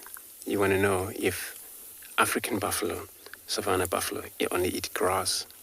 But grass, it's serious, major for them, for their diet and survival. And they can browse a little bit, take herbs a little bit, but grass it's one of the main diet they need. Reminding me of the drought that took place a few years ago. The plants was out there for them, but they didn't make it. And we've seen them eat a lot of these plants, but then they all keep losing their weight. So they needed grass also, which means grass it's their main staple diet for this animal. So that's why, we're in the low-feld savanna area where it's plentiful of grasses during the rainfall, and all type of grasses that occurred around here, as well as the buffalo grasses, sweet grasses, all of those finger grasses. It's all these animals' favorite. And looks like they're just looking at me, one of these bull in the middle there. So what now you can notice about the difference between the female and the male? You can look at one of the male that is looking at us right there. And the both side of him is just all cows. It's all female. As you can see, he's in the middle now. But the only difference you can look at or to tell, the male has got a boss, which is a helmet on front of the head, and the cow is just a normal horn. So it looks like they're loving grazing around here. Anyway, we're going to leave them in peace, take you to some other location where else, and go look for anything else we're going to find.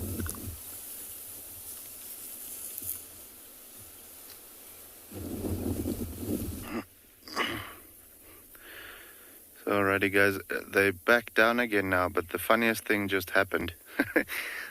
They were all sleeping, and the next moment all three of their heads pop up.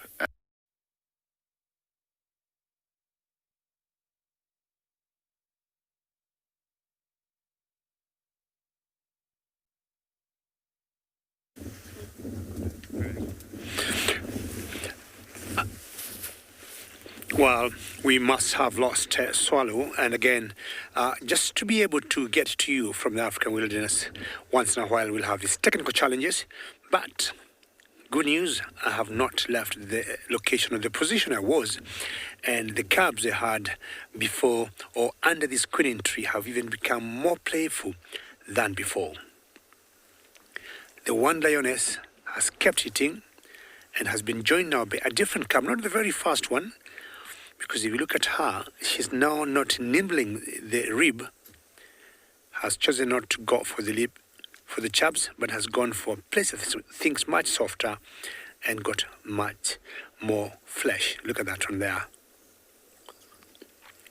Not sure whether that's the pelvic area, but this one definitely is eating some flesh with her small little baby milk teeth. Now, not sure why this one lioness has been eating more than the other two, but definitely she is the mother. I've been debating the last few minutes. Could we be having two different litters here? Two mothers with two cubs each? Maybe. But I've always thought the half-tail is the mother of all the four cubs. Look at that.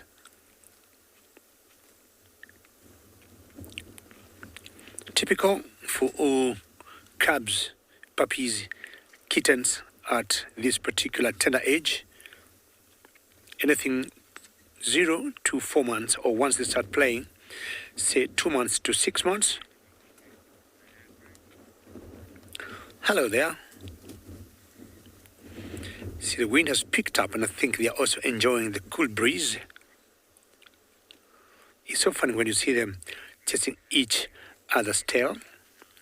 And remember, ladies and gentlemen, we are coming to you live. This is a live and interactive safari.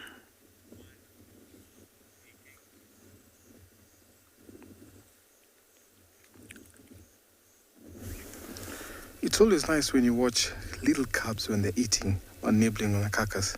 So cute. Now, on this other side of the Mara, we have the Olololo Pride. These are sub-adult lions. They're almost being kicked out of the pride. But then we have an intruder who came into this territory not a while ago. We have a lion by the name of Split Nose, or aka Bob Marley, who came in, and the mothers of these teenagers kicked them out yesterday. So these youngsters will be kicked out in less than about 2 months old, because we have an intruder who came in here. So the dominant male of the Olololo Pride is called Ololashe. Ololashe was mating not long ago up in the plains. So this family here is ready to defend their own. So we have one of the prime lionesses here. She has a collar, so she's the one that is keeping Split Nose at bay. This time is almost cooling off, so these lions will be active in not maybe about an hour from now, and then they'll be going to their normal night activity. Lions prefer hunting at night because their vision is much better. I reckon they can see 6 much better than us at night. Then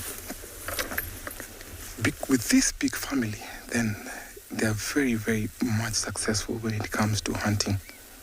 Look at those two cuddling together. Because it's cooling off, they need some warmth. So they'll walk out of the bushes to get the last warmth when the sun is setting.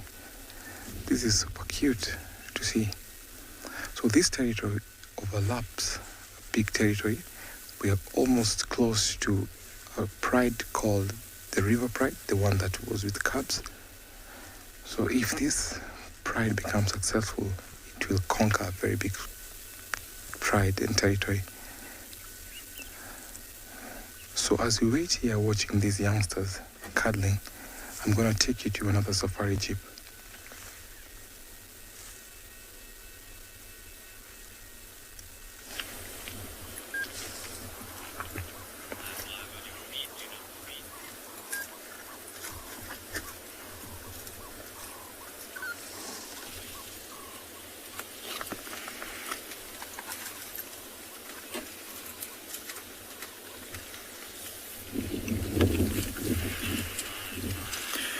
We just witnessed something pretty spectacular. Now, we saw one knobthorn tree in the distance, which had one big branch that was still green. And Kumo, that very big elephant at the back there, decided that he liked the look of that particular branch.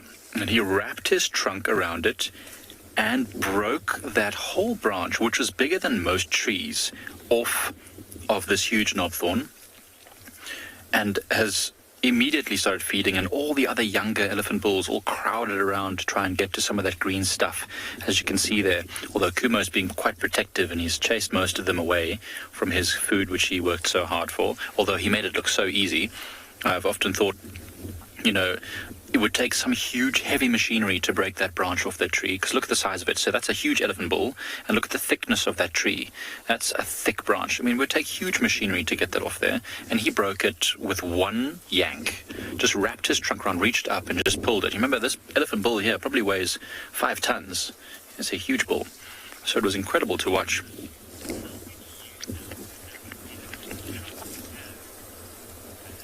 Melissa, elephants have so many uses for their trunks. I mean, it's literally the multi-tool of the animal world.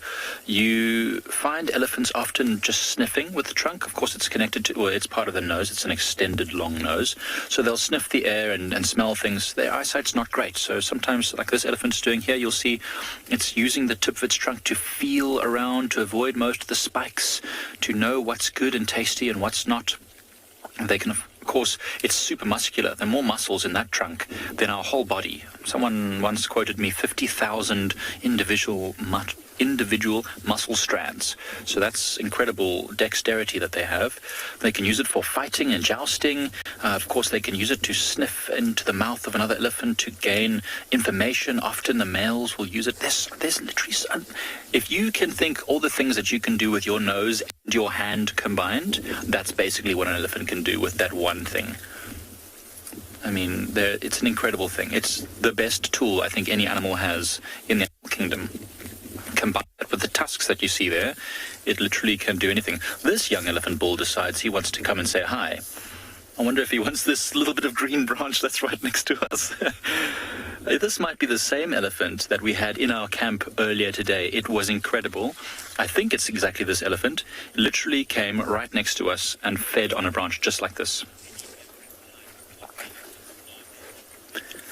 Kylie, there are two types of elephants, and they're still debating whether there are more. So there's these elephants, African elephants, the ones that you find all over Africa, and of course Asian elephants that you find in India and Southeast Asia. Now, there is some debate whether African elephants can be split into some subgroups, being the desert elephants that you find around Namibia, and the forest elephants that you can find in some of the Central African republics and the countries around that area. However, as of yet, it's still just two species. That's amazing. This elephant is so close. Look, you're looking right now. Melissa, if you're still watching, look at that. Use its trunk and its tusks together to snap these little branches, these green leaves. Now remember, their eyesight's not great. You probably could see the green, but I think it was more likely smelling these branches and knowing that there was green food here. It's so awesome to be so close to this elephant. Quick link, the wild dogs are active at Ngala. So these wild dogs just made a kill on an impala, and basically the impala, it wasn't even 1 minute and they've pulled it down and now feeding off of it now. We'll have to see if the rest of the pack will eventually come and join up. What I might just do, I'm just going to move slightly back because they have moved closer towards us.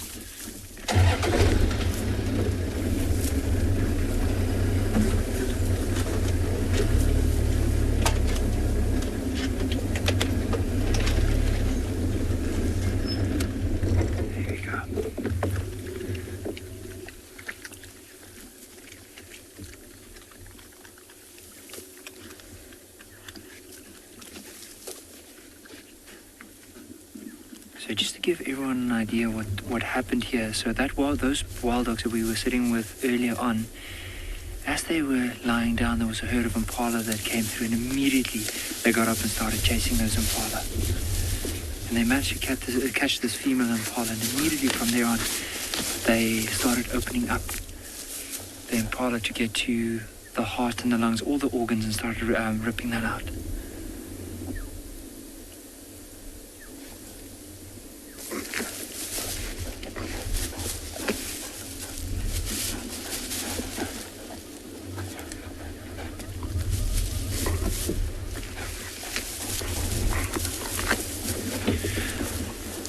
Miley, I'm going to answer that question now. I just want to reposition again because this bar is going to be in the way from where they are. So I just want to reposition the vehicle slightly, just so that we can still be able to see them.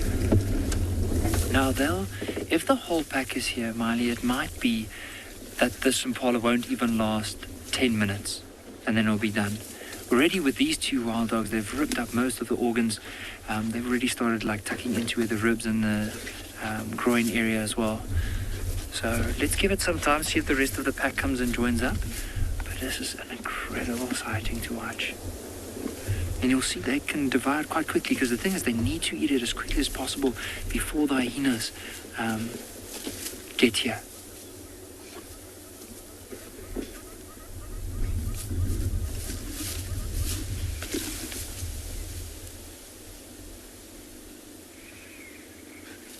Because you'll see they're quite alert of what's going on around them.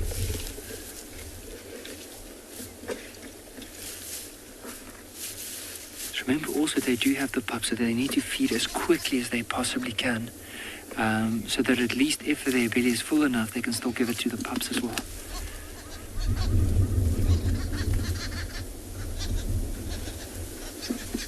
The other one just went around to make sure that everything is safe, and then probably from there on coming back to this spot.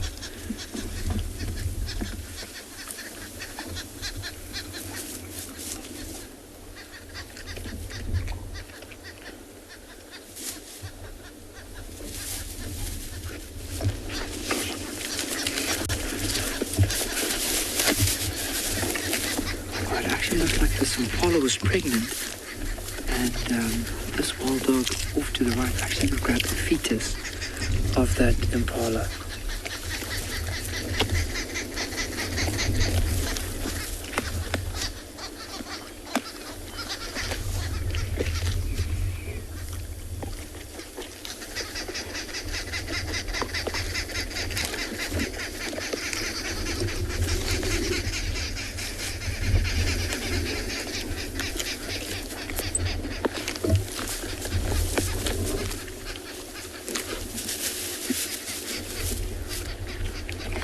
Gareth, with this particular pack, we found that both the males and the females, they don't really show any dominance on who hunts and who feeds first. It's mainly the alpha male and female that will lead most of the hunts. So if the alpha male is already broken away from the group, then the group will probably follow the alpha female in this, and vice versa. But so here, it's both a male and a female. So it looks like that made this kill, and of course the male is feeding off the impala at the moment, and the female's one. But you see, there's no competition there. There's no fighting. It's basically they're just trying to get as much as they can off of this impala, because they also know because of this commotion there might be some hyenas in the area as well. So what we're going to do, it looks like the other one, they've started moving off. So what we'll do is let's spend some time here, because the other one, that male, might have gone to call the rest of the pack to bring them here to come and finish up.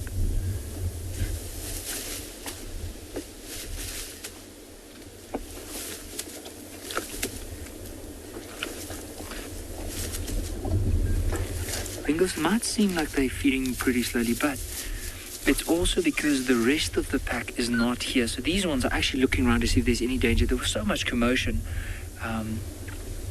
happening that because of, sorry, I just want to point out this eagle on the top of the tree as well, but because of all the commotion that was happening around here, they were looking out to see if there's any danger. If the rest of the pack was here, they'd probably have finished this a lot quicker than they would have done now.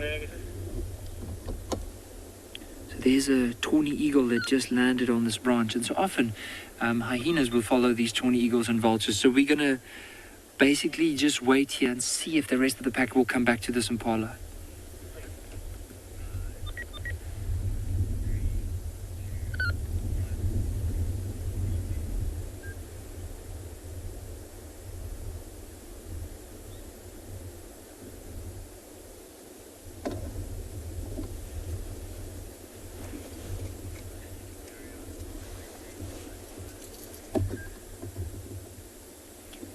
Now, it'd be interesting to see. We're basically going to wait here and see what happens. It might be that these wild dogs, because they have split up, might not come back here. They might just carry on. Maybe there's other impala that they could have caught on along the way. Because, there's altogether 21 wild dogs. We managed to count them. And 10 of them are pups and 11 are some of their adults. So there might be a good chance that they caught more than just one impala. So we'll just have to patiently wait and hopefully be rewarded with a pack coming through to come finish off this impala.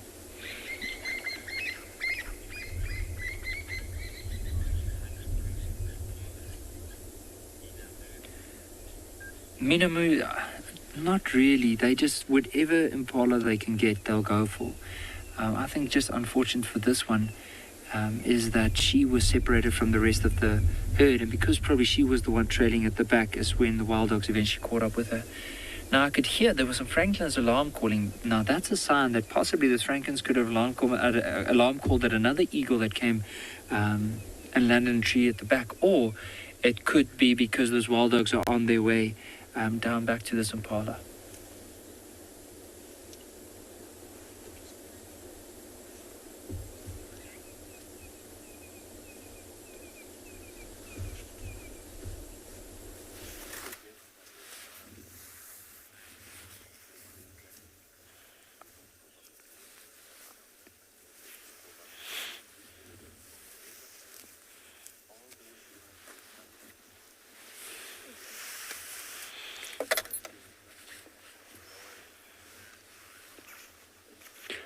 I am in the Masai Mara, and I got a pride of lions here, and this is the River Pride. Please remember to send us questions or comments, and you may do that by sending them to #WorldEarth on Twitter or at FC in the comment section of the YouTube chat channels. Now, these cubs have remained playful since the last time you're with me, and the play is even getting busier, better, more. And especially these two, where me and Bungay are trying to believe they could be boys. Bungay is the gentleman behind the camera today, but I think that one is a female, so both of us are wrong. We think we got 2 boys and 2 girls for now, but we need to do more confirmation.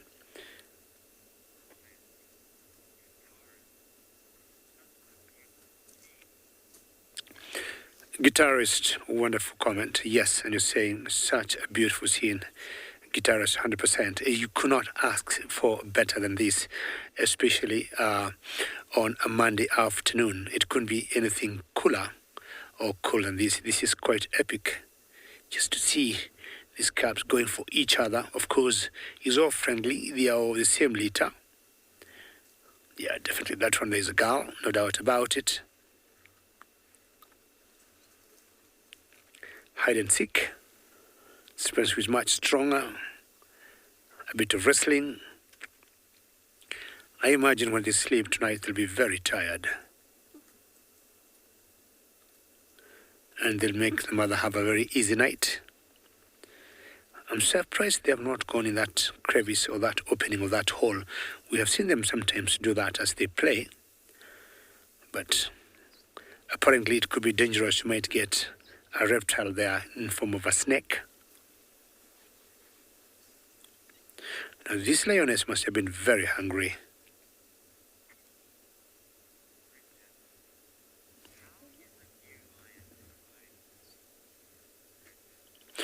Bridget, good question. And you're asking how is a new lion pride formed? Now it's very easy. What happens in the lion's dynamics? Any cub here born a female, if it's going to mature to adulthood, the success rate of these cubs sometimes is anything 20 to 30%. That's the survival rate of lion cubs. And they face a few challenges, Bridges. And the first challenge they face, for me, for their mortality, it is hunger. They die, so many of them, because of hunger, lack of food. Sometimes they face other challenges of other predators like hyenas or big birds of prey like martial eagles. So if there's any female of the 4 cubs here, we have identified already 2, they're going to remain in this pride. Any males, after 2 years, 2.5 years, they're independent, they can hunt a prey like this, they will slowly and surely get out of the pride. They'll be nomadic for a couple of months or sometimes up to a year. And if the 2 of them, they may choose to form their own coalition of males, or they may join other males, forming a much stronger, formidable coalition. And that will be their life, and they will never come back to this pride. That guarantees the females not mating with their sons to avoid inbreeding.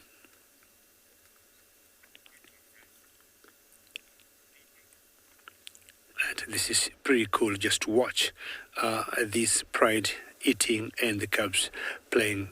I'll be giving a chance to another vehicle to come in the location as we take you to another live location.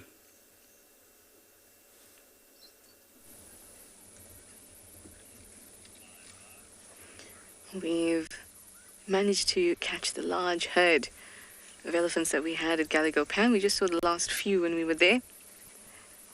And now they're all streaming out onto the road. It feels a bit like an elephant parade.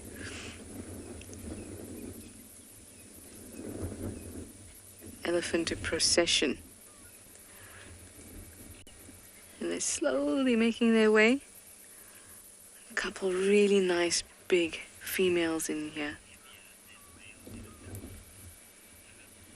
Philip, you'd like to know if female elephants are heavier than male elephants. They're not. So a female elephant at the same age as a male elephant, the male elephant will be heavier and taller. Males can get up to 6 tons, while females are really only getting up to about 3 tons.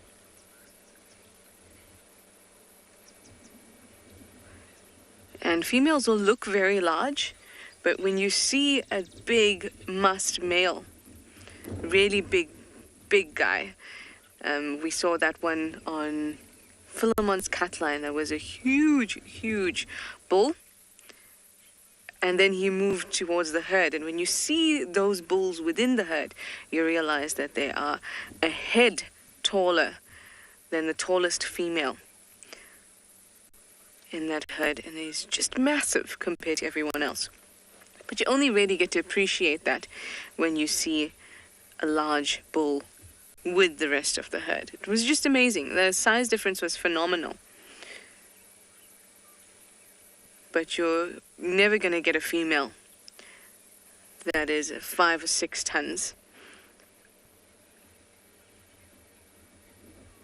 But males, certainly, they could get to that size. I don't know if you can hear in the background, it's quite windy, but there's still some francolin that are quite upset. And the same drainage I told you about, which is why I've been hanging around in this area. Because I do think that there is a cat about. So more elephants are streaming out, and I'm going to sit here and watch it. And hopefully also get another clue about any cat in the bush.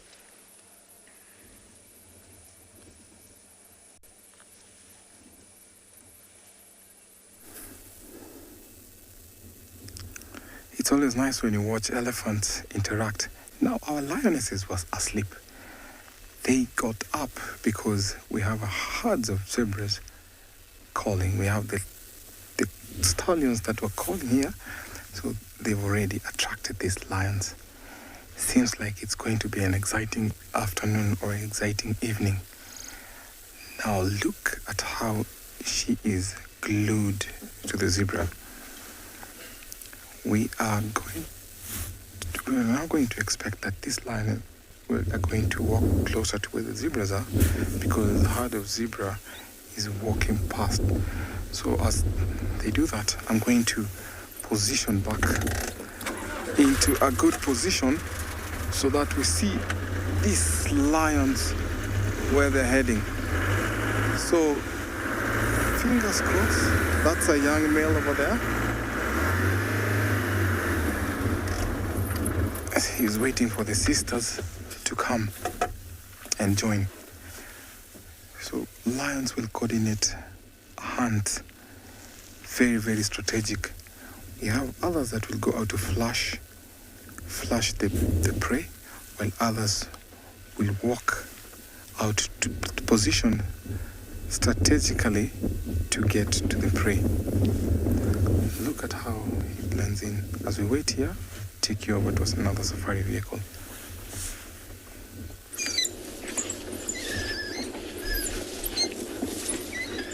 So the members of the pack came to join up again. And you can see there's other members that are going to come and join up.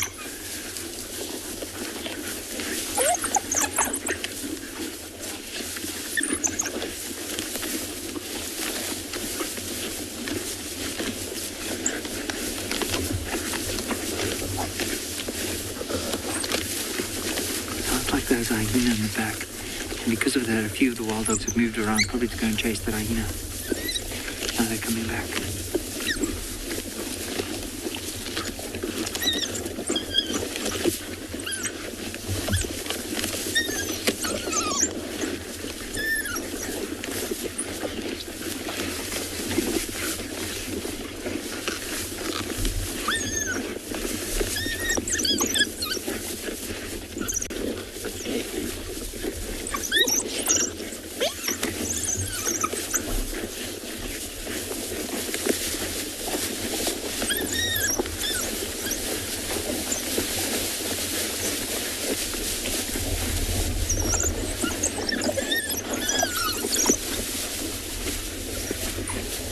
See the pups also in the back now coming to join.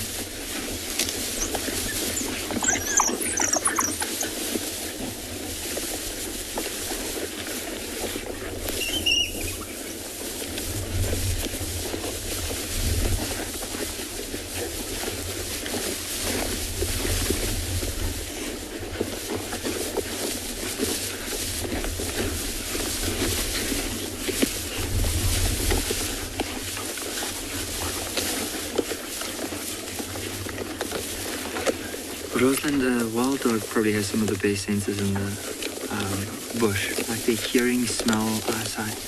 But I think from all of them, probably their smell and hearing would be the best. And just notice how they, whenever they feed, how they keep their tails up. And there's also, just to point out, so earlier on, there was some hyena just off to the left. Now apparently, what looks like all the pups are now standing where the hyena was earlier on, coming to see what all the commotion is about. Imagine if we can see them like after they finish feeding and they feed the youngsters.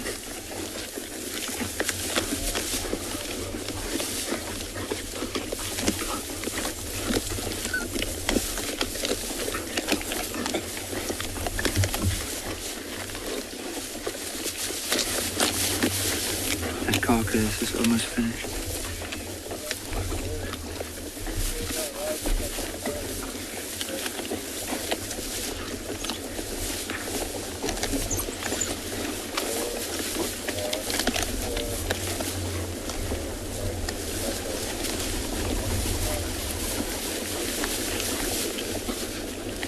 Listen to all the noises. So some are feeding, some of the pups. They're trying to see if they can get some food from some of their adults.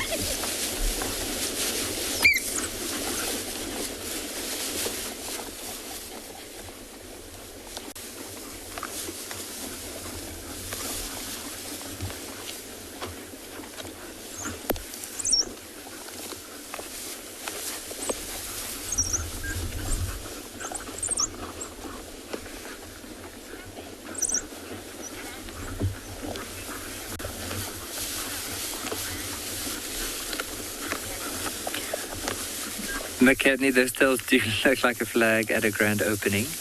But what an opening on this impala. But basically, that was the whole carcass.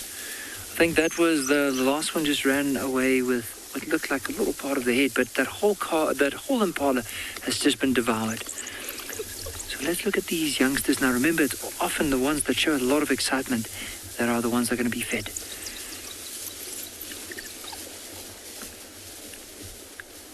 See some of the youngsters are actually going to try and beg with some of the adults.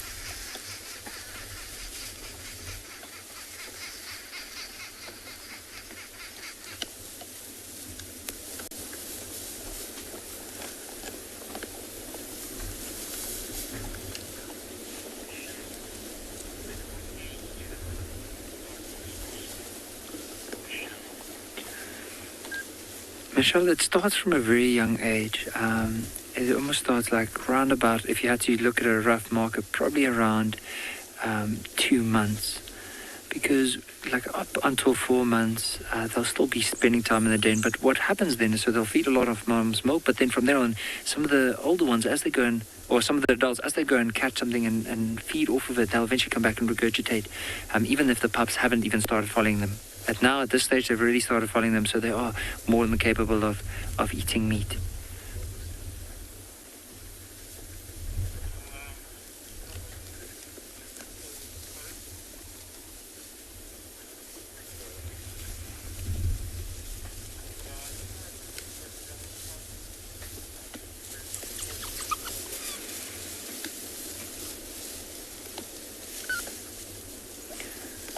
how the pups are slowly trying to get you, like, move a bit closer. Now it's just a couple of bones that's left, and one is now finishing the last few scraps off the bones.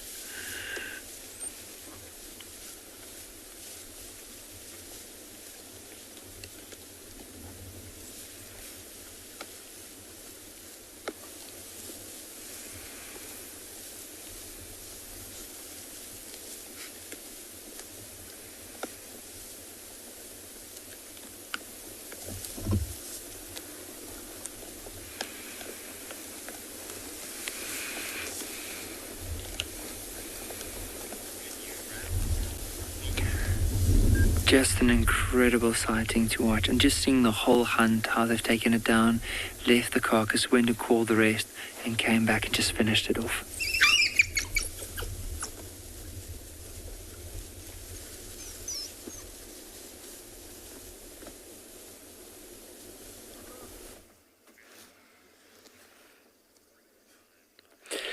Nikki, very well done, and a beautiful day for you from this morning to this afternoon. Now, you know, anytime you see a bird of prey, I just love asking questions. I asked the first one, the Butler Eagle, and you got it, it was a female. Now, I have another bird of prey here. Okay. Who do you think this is? Hashtag World Earth on Twitter, or at FC in the comment section of the YouTube chat channels. Huge bird of prey. We have seen her many times. Just want to refresh you. And it's just on a balanite tree or shepherd's tree. Look at her tarses. No body tarses depending on her prey. Black chest. White breast. Hooked beak. Small-ish tail. Not tail, but feathers behind the head.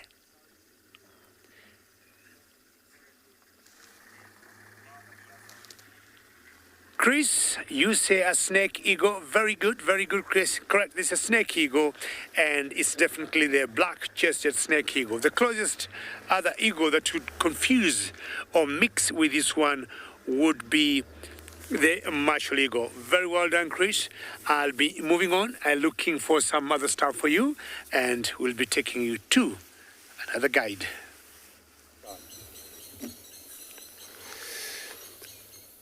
Welcome everybody. Back here in Bevelisuk Dam. A female leopard, she just went into the water hole. I'm gonna try and see if I can get around to the other side and see if we also have still our signal static. So let's do it.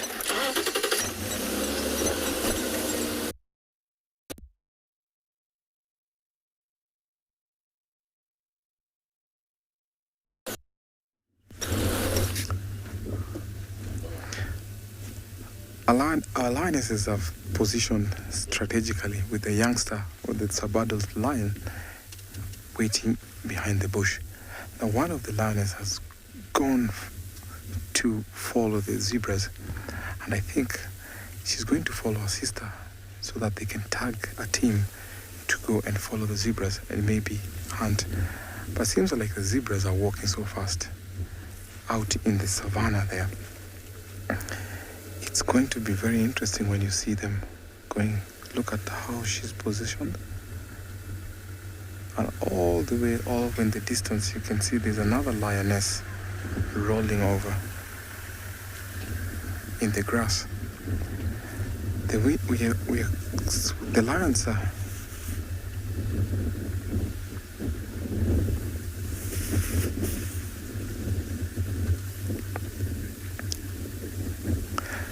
Tala, thank you so much for your question. Whoa, 6-year-old. Thank you. Now, a pregnant mother does not find it hard to hunt because she needs to eat as much as she can. But then, if she's already about to go to give birth, she will at least isolate herself and go give birth. But being pregnant does not deter them from hunting at all.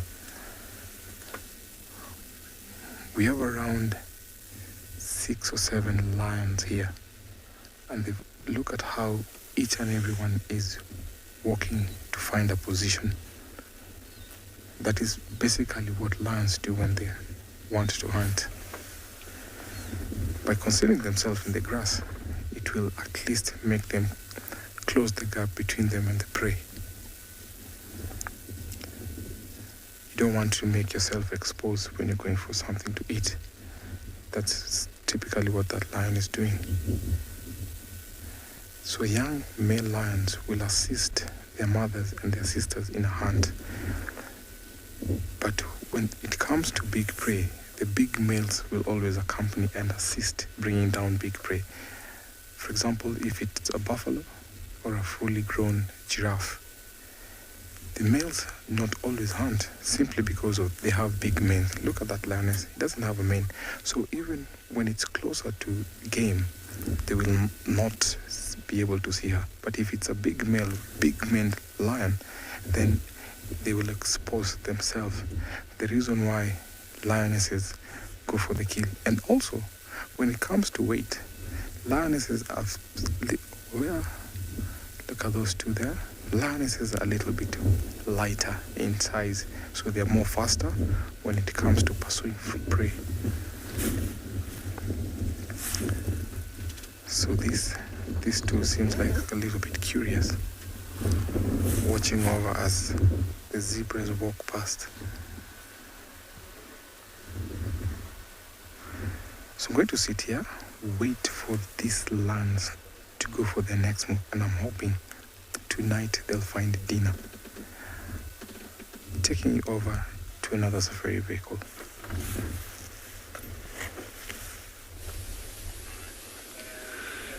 So it's incredible. So most of the pack have started moving and just gone and find a place to lie down. Some with a little bit of the remain of the impala to feed on. And of course the youngsters are just moving from one adult to another, just trying to beg for some food. But some of them have managed to get some scraps, and you can see that those there look like they might have the skin of that impala that they're trying to feed on.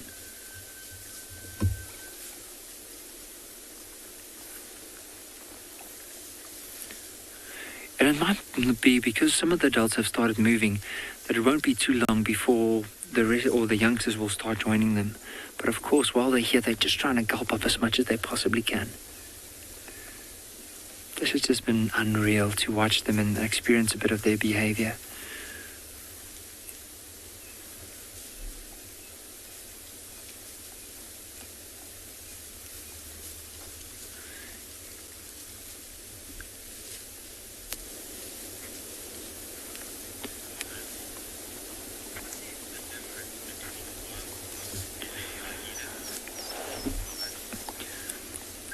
Thomas, there's quite a few differences when you compare hyenas against wild dogs. And if you look at their overall shape, you'll see that a hyena is a slightly different build in comparison to that of a dog. A hyena would probably, if you had to compare them, be more related to a mongoose or something slightly further away in comparison to that of a wild dog. Even their whole build, so they have, like, their front part of their body is a lot bigger build in comparison to the wild dogs. They have smaller ears. They are not led by an alpha male and alpha female like you can see with the wild dogs. With hyena, it's more the matriarch, so it's the experienced high-ranking female that will reign. And talking about hyena, now also look at the differences. Now look at these wild dogs, and from here on, if we go slightly right, those hyenas just ran off. But basically, I think wild dogs, if you look at their family and how close they're related, they will be more related to dogs than to hyenas. Even if you had to look at their genus and species. So genus and species, basically, for some of our viewers, if you had to compare it with people, you'll say it's the name and the surname. So, for example, my name is Nikki, my surname is Muller. So Muller would be the family, and Nikki the individual within the family. So if you look at the genus of a hyena, it's in a completely different family or group than in comparison to the wild dogs. Where the wild dogs would probably be more related to something like a jackal, a domesticated dog, in comparison to that of a hyena.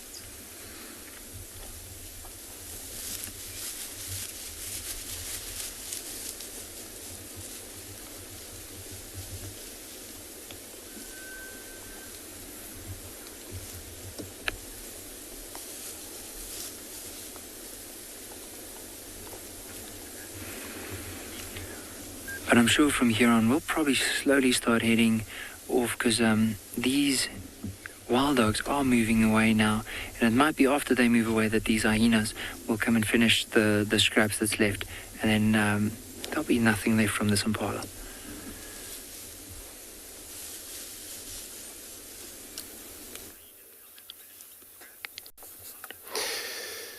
Back, welcome to these beautiful spotted cats that we just find right here now. I haven't actually able to identify this female cat we just find, and it was so quick across the road, and now it's very difficult for us. Once for all, we lost the signal down there, and then we have to come this far. We can able to take you guys, everyone, right inside these brushes. But it looks like she's gonna come. She's gonna do a little bit of movement. There's a water hole here at the Bevershoek Dam. As you can see how she does that. I mean, a lot of cats do that. Use trees, stretch, but also stretch then their claws as well, not only the whole body. So I'm gonna able to, if she's gonna move down and along that bank of the dam here, we're just gonna have to reposition now. I lost her pictures. So let's just move around, but maybe I'm gonna wait here because she's gonna probably come on my left-hand side. I'm gonna just wait here.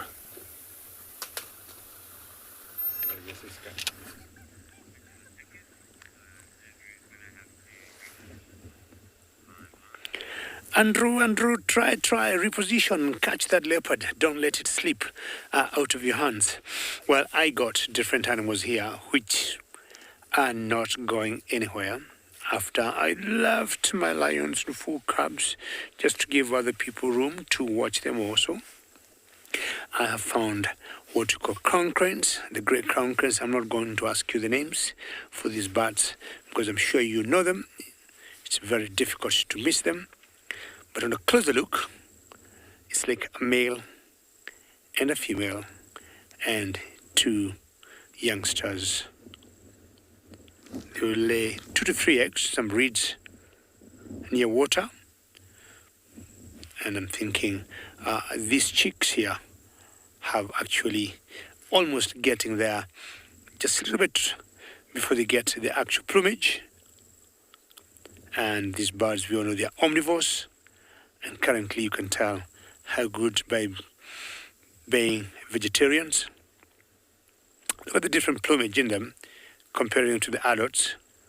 We'll watch these juveniles for a couple of seconds, and I'm sure Bungay will take you to the adults, or you can have all of them in one frame. See the brown, the tails of the adults, not what the youngsters got. The white, the black on top of the head, and the red wattles right below the neck.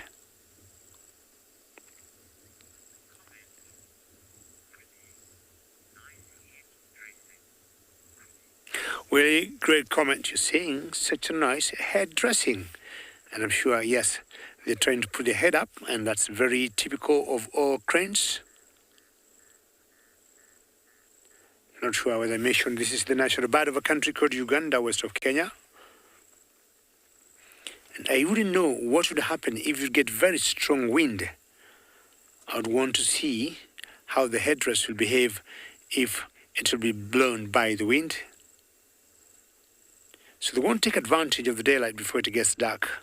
And unlike other birds like herons that will eat day and night, this one comes at night, they go roost, so they have to take advantage of all the light as I'm telling them bon appetit and moving on to another location.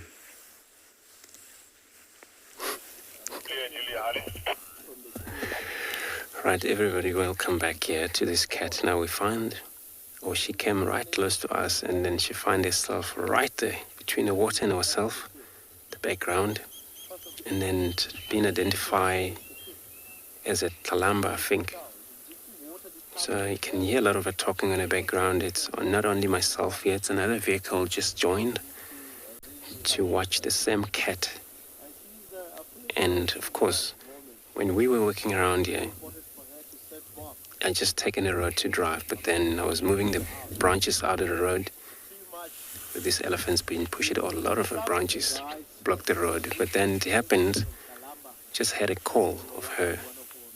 And then I said to Neil, let's get around it. Just drive the road we came in. This is how we found her. She just met us down to this water hole. Beautiful looks to me. She's actually full belly anyway. But for her, it looks like this has happened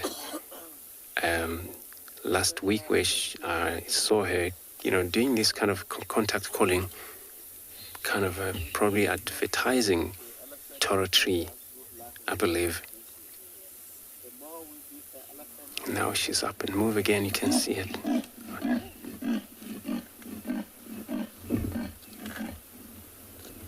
Oh, beautiful.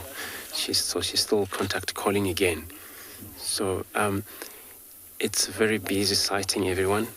So I'm gonna, move out of the sighting right now. But once there's a gap, I'll come back to you guys. So I'm just gonna make space for everyone to come into this sighting to have a look at this animal. It's been really cool to be able to find a spotted cat on the move.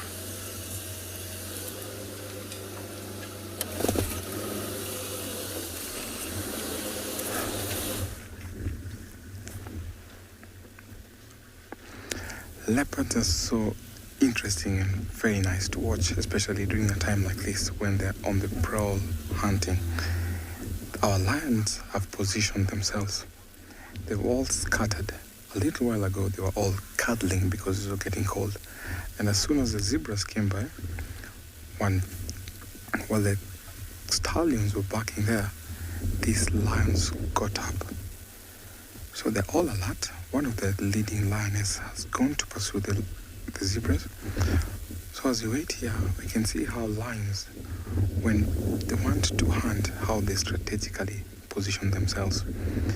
So imagine that is the lead lioness or lion. They will walk towards prey to flush the prey towards these other waiting lions. Sometimes, even though we see them in a big number, they fail their hunts. It's reckoned that out of 5 attempts, 1 or 2 can be successful. The life of lions is very, very tough. Being an apex predator, you have to bring prey that can be able to feed you. So lions prefer larger prey. For example, buffaloes, wildebeest, and zebra. If it's a small prey like a Thompson gazelle or impala, some of these lions might end up hungry, just nibbling on the bone, because the big male lion dominant in these prides are the ones that come at a kill fast. That one looks a little bit sleepy. It looks so sleepy. As I wait to see what these lions will do, I'm going to send you over to another safari vehicle.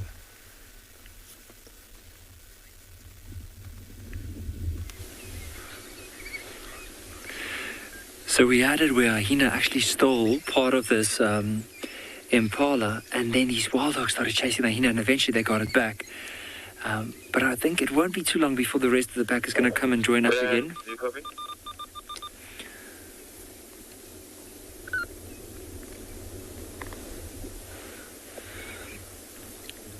So it was so funny to watch because the whole pack basically went down onto the single hyena, and as it was trying to run away, they were just biting him on his hindquarters until eventually he gave up the carcass and started running off.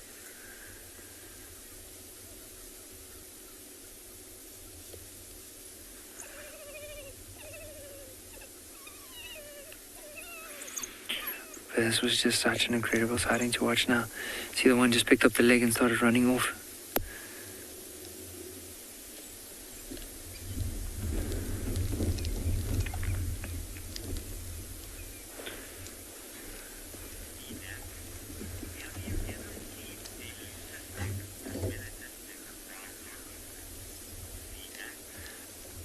I personally have never seen that before. To be honest, I don't even know if it's ever been recorded. So I'd love to know. I mean, any of our viewers, if you can, please drop a comment about it. I would love to hear. But I personally have never seen one or even heard about one. But I'm sure it could be possible that it could occur. I just never seen it. I've seen wild dogs though that are very pale in color, and I've seen those that are dark in color. But it's just, as you can see with that one as well, it's a lot darker than some of the others that have more brown and more white, but definitely not leucistic or melanistic.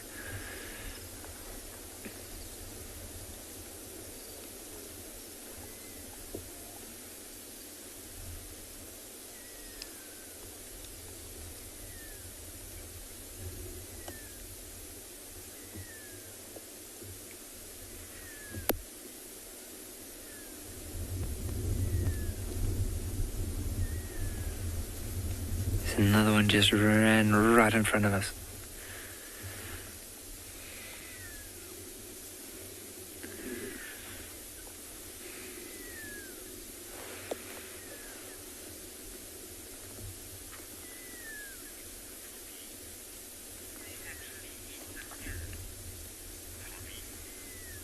Told me they would. They basically everything that they can eat, they'll eat. Even with the skin, they'll chew as much as they can. If it's too hard with some of the animals, they might leave it. But if they can, as long as they can, they'll try and tear it apart into small chunks and then eat that.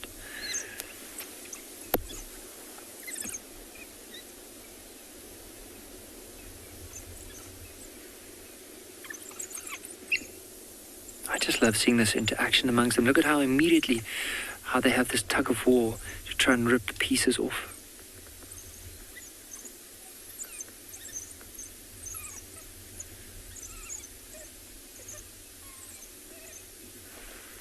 There's our hyena moving closer.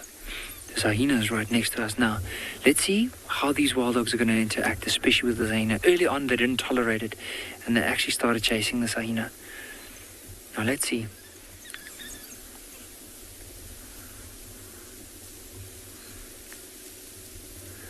This is going to be an interesting interaction. Oh, he's moved around. So let's see. He's trying to steal something. Here we go.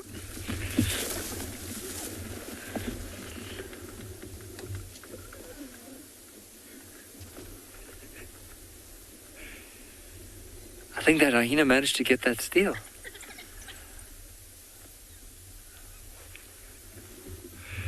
How incredible was that? Like, as I looked at the camera and turned back, I just saw this hyena coming flying towards us with that, I think it was probably just the bone of that impala in his mouth. But let's try and see if we can get a view of where that hyena moved off. That's incredible. There's actually a wild dog coming up this side. So we'll just stop here to point out. There he goes.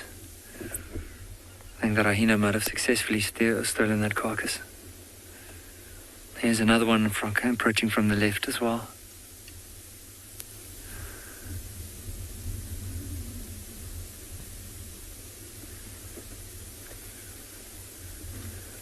So what I might just do is, I'd love to maybe see if we can reposition the vehicle up this side and see if there's any other signs of possibly that hyena, and see if it managed to steal that kill, or if the wild dogs managed to get it back.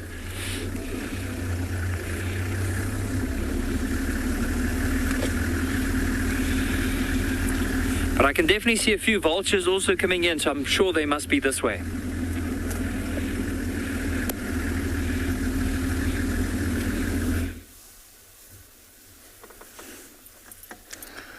It's always nice when you watch wild dogs and vultures interact, especially when the vultures are devouring a carcass. Now our lions have decided to go on a move. This is a young teenage male lion. Look at the men, they've already started developing. So this will one day be a prime leader in a pride. Quite shy as, let me just position for you. He's following the sisters and the rest of the pride that has moved over, following the zebras. He's still scanning, watching over this territory. And as he walks away to join the sisters, he's going to send you to another safari vehicle.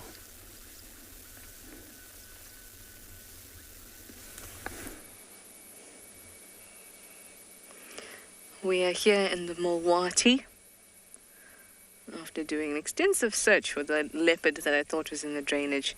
And can you spot our broody Mrs. Eagle Owl? There she is. Isn't she just gorgeous? Whenever I see her here on this bank sitting. Sorry, Byron from Nsingi here. How many vehicles on Juba?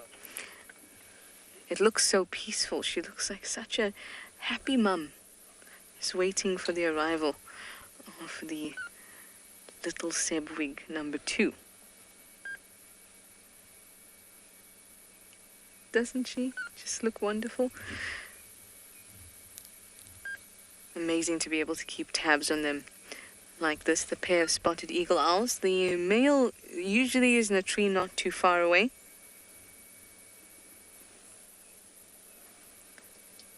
And she'll be sitting like this as soon as the first egg is laid. I wonder how many she has under there.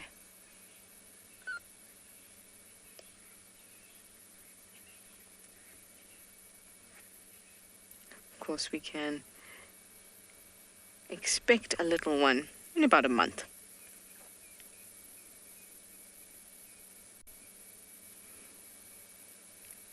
So will start sitting like this as soon as the first egg is laid, and there's about 1 to 4 days between the laying of eggs, and she can lay anything from about 1 to 6 eggs. They've even been known to lay a replacement clutch if one is lost.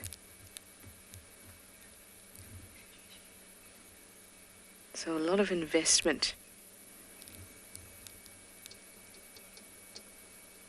Biological or molecular investment in the production of these eggs, and especially if they lose a clutch and then they lay more eggs to replace them. So much investment, energy investment, and then as well as parental investment. I think I hear some elephants close by as well. Isn't that nice? I want to leave her be so she can be at peace and just, I was about to say just lay there, and it is correct. Or lie there laying. Monique, you say this sighting makes me smile. It makes me smile as well. It really does. So, so peaceful.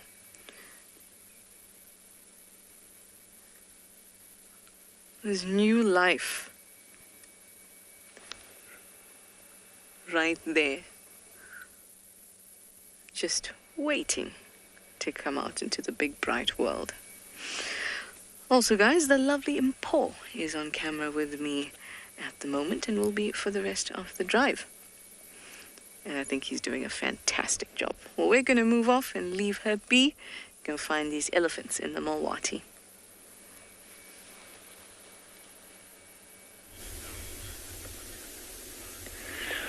So the one pup right in the middle, one of the adults regurgitated a piece of meat, and of course he had to try and get away from the siblings because they all wanted a little bite.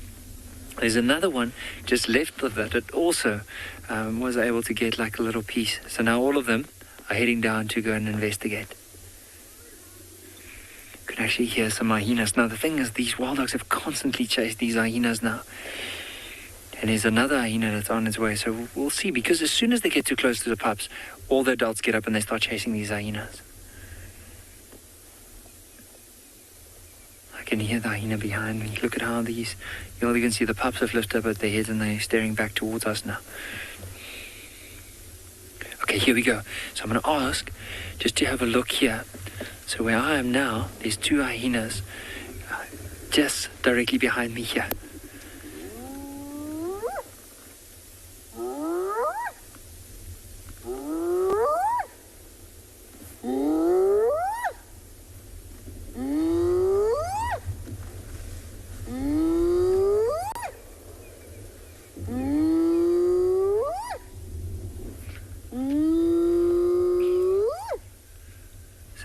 one is calling, there's actually more and more hyenas coming to join up.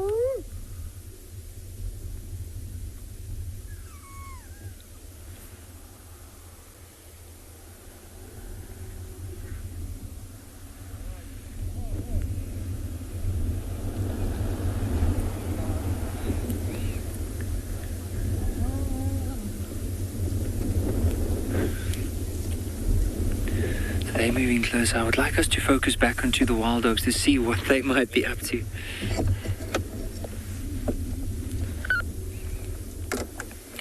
So I just want to respond. There's another ranger joining. Yeah, Trico, you can make your way. So see these wild dogs. There's another few hyenas that have joined up. And the wild dogs are now deciding they don't like these hyenas too much. There, they're chasing. It looks like they might just chase one this side.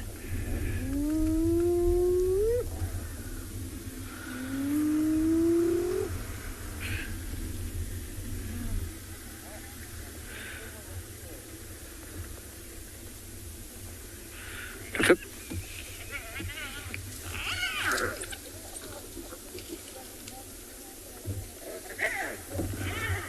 So let me just duck out of the way so everyone can have a look. Can just hear those hyenas as those wild dogs are pinching them. Well, not pinching, they're actually trying to just bite them on their hindquarters and their back legs.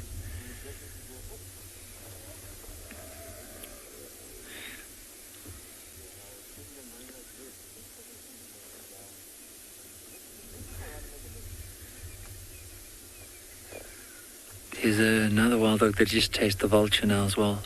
So you'll see the vulture actually coming just over us.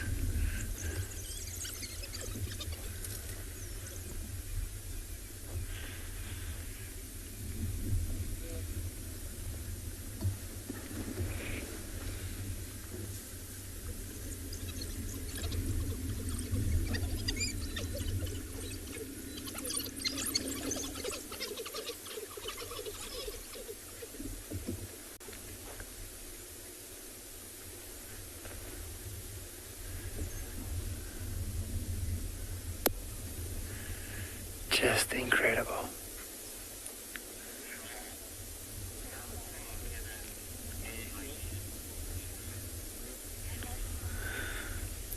So you'll probably be able to hear that hyena call, like up to maybe 3-4 kilometers, depending on how crisp the air is, depending on the time of day. Excuse me. But early in the morning, I've heard it before where a hyena was probably 5 kilometers away, but as it was whooping, the sound was traveling along the river bed, and we could hear it for so far. And just looking now, there's another hyena in the open clearing at the back of where these wild dogs are, but just on the outskirts. Because the thing is, as soon as they get too close for these wild dogs' comfort, they'll start getting up and start chasing those hyenas. But it can be, though, that whoop sound can be heard from quite a distance. Looks like this one actually got the jaw of that impala.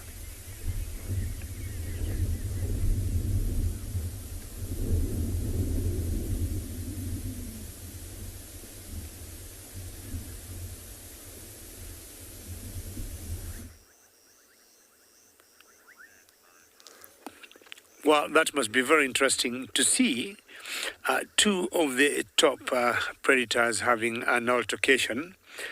And I got a female elephant here, and this cow. First, let's listen to how she's uprooting the grass from the ground.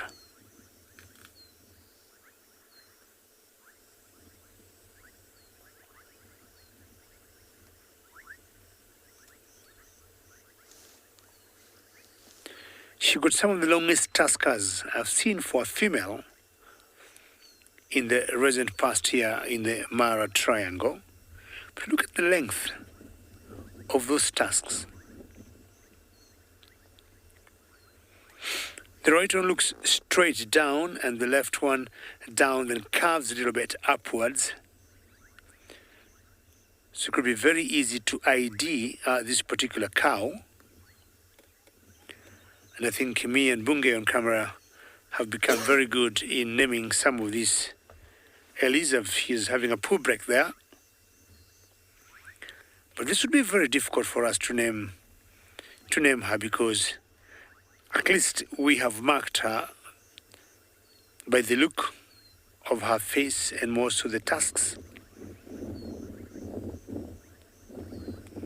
We'll be working out on a way we can name her like Jasiri. And just to give you a feedback on Jasiri, I spoke to the vet doctor who said Jasiri is up and about and she's still with a new adopted family, which is very good news for all of us, and more so for myself. In the background there, we've got a few, I would say some youngsters having some fun. I'm not sure why they're pushing each other. It's a bit of push and shovel.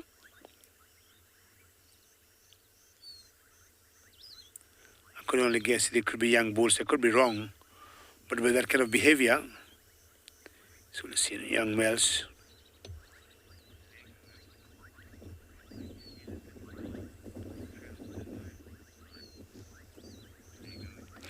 Lego, you're asking why elephant bulls will travel alone sometimes.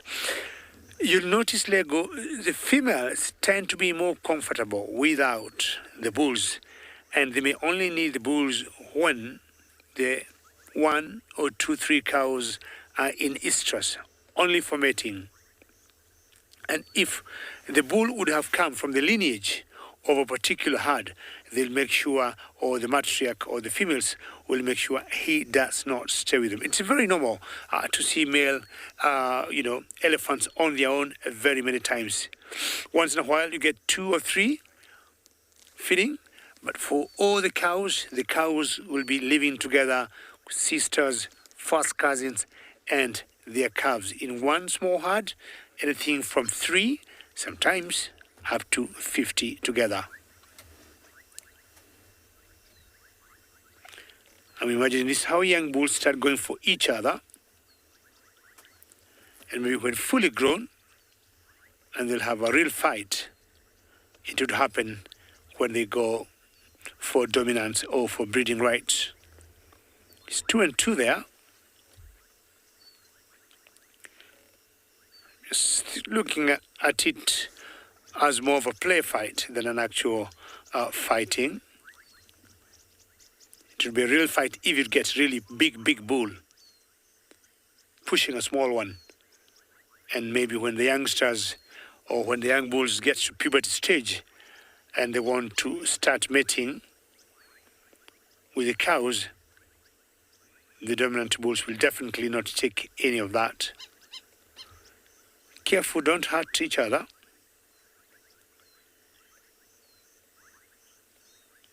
Sometimes we hear those tuskers just knocking from where we are. And we've got some watered lapwing just going choo choo choo. It's time, getting to dusk, time to go to safe places to stay for the night. I'll continue enjoying those calls for the lapwings that could be going out to bed themselves for a couple of minutes as we take you to another colleague of mine.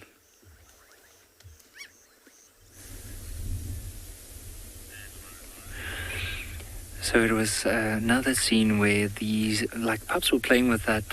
It looked like it might be the lower jawbone of that impala, and then suddenly the hyenas came in to try and steal it, and these adults did not like that. The hyenas are now downwind from where these wild dogs are.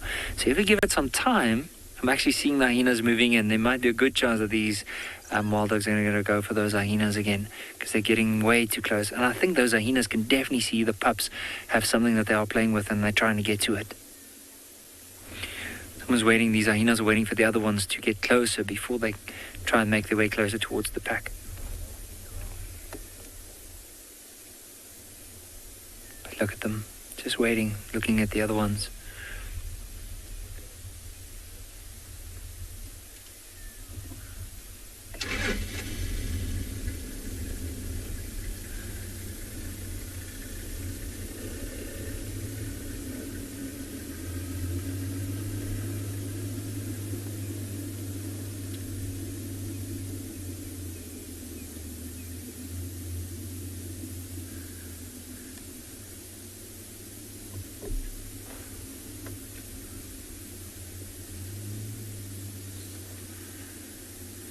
we just want to try and see. I mean, there's a good chance that the hyenas from our right could be approaching as well. But they've been scattered all over. It's just been hilarious to watch, because often the wild dogs, especially around the carcass, they're so vulnerable with the hyenas, but because there's so many wild dogs, they actually manage to stand their ground and chase these hyenas away.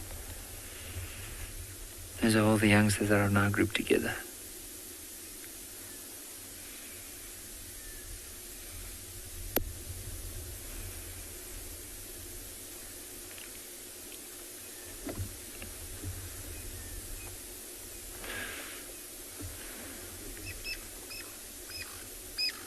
Let's see, there's another hyena in the road, just down from where these wild dogs are. Now it is carefully approaching, because it knows if it gets too close, then the wild dogs are probably going to chase it. But also with the hyena calling earlier on, there's a good chance that there will be more and more hyenas that eventually get here. And once that happens, these wild dogs will probably have to then start moving off.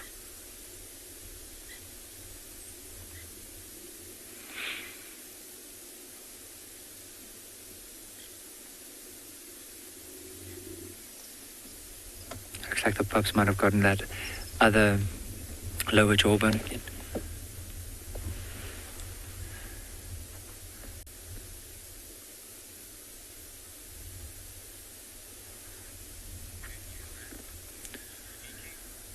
But I think for now, because it is starting to get dark, we'll probably leave these wild dogs and hyenas. But what an incredible afternoon to spend some time with them.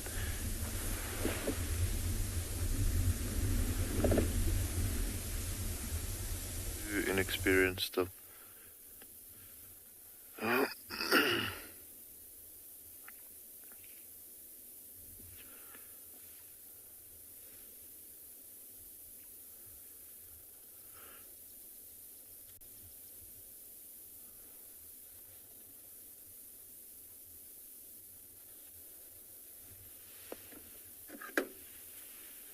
What did they say there?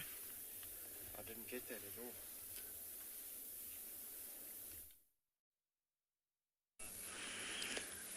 Sorry about that, guys. I'm sure we'll get Tswalu back.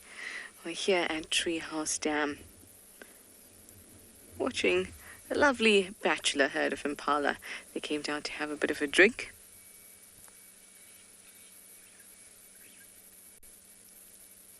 And now continuing on through the bush to think about what the night has to offer them. Where's a good place for them to stop and rest?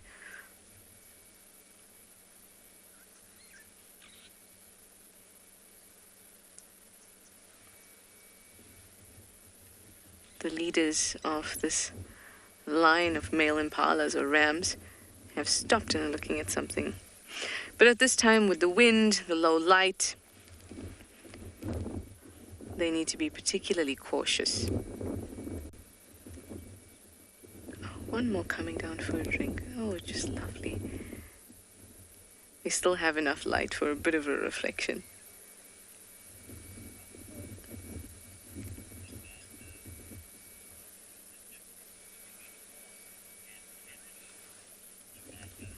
Amanda, you'd like to know what the difference is between horns and antlers.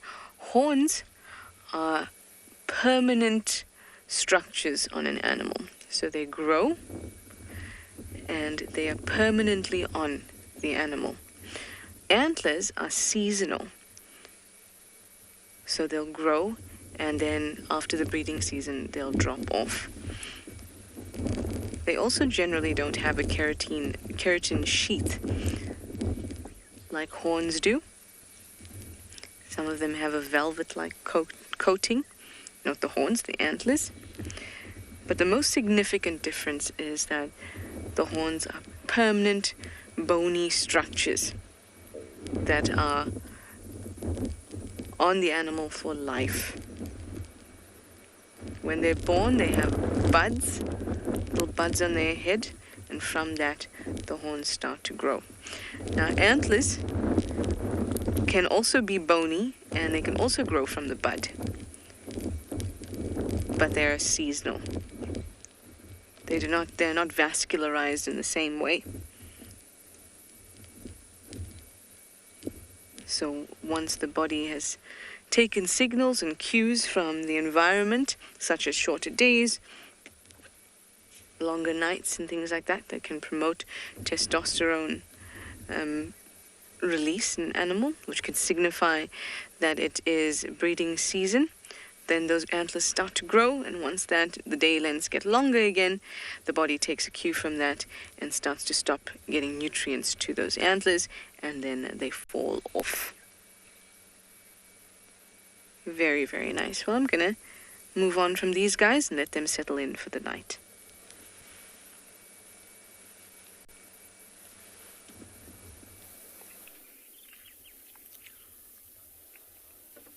Alrighty guys, so we finally have a little bit of action on the lion front over here. And as I say that, she lays down. Good girl. So we just had a couple of eland coming over the dune, which definitely caught the eye of that particular female. I don't think they are strong enough or even experienced enough to go for Cape eland yet, because these were all adult females. However, the intention is there. So there might be a couple of oryx or gemsbok or red hartebeest or something like that coming through a little later on. And I think they'll definitely be a bit more interested in that. Also, I mean, they do hunt best when it is dark, so they might just be waiting for darkness to come for them to start really operating. But yeah, it's actually just nice to see them waking up and looking a little bit more lion-like and less log-like. Very, very young female, that one, guys. If I had to say, probably if she's close to 2 years, she's maybe about 20 months old. The two boys are a little older, which is going to make life difficult for them as far as hunting is concerned. I mean, she's not even 3/4 of the size of an adult female lion yet, or lioness yet. So lacking a lot of power and speed still, as well as experience. But this is how little lions grow up. This is how they are learning every day. The ones that don't learn fast enough, unfortunately, is going to have a tough life. So, yeah. Very, very cool to see them waking up like this.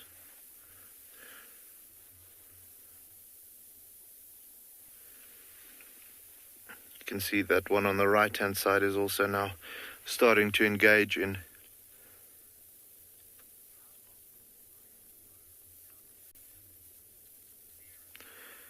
So Sarah just had a question, how long can lions go without water? Sarah, it's far shorter than what they can go without food. So food typically, or eating, typically they shouldn't go for more than 2 weeks. Let's say ideally they don't want to go without eating for a day. However, water is much more important. So with that being the case, they would want to drink water at least once a day. Jackals are just starting to call. That's why you can see all of the ears being up. Without drinking water, a lion would probably last about, I want to say, a week to 10 days. But then it's going to be critical. Out here, even shorter maybe, especially during summertime, with us getting the very dry, very warm weather. So summertime, I mean, even at nighttime, you'll have 29, 30 degrees Celsius evenings. So that's also going to dehydrate them.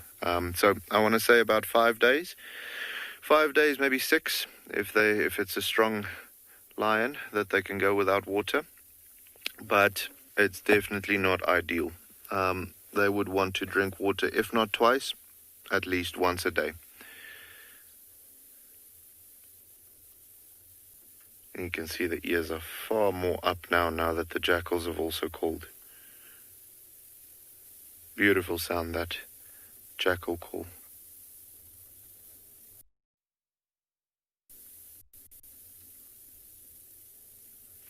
So Trevor had a question just now, how big is this pride? So Trev, This particular, oh, that's charming.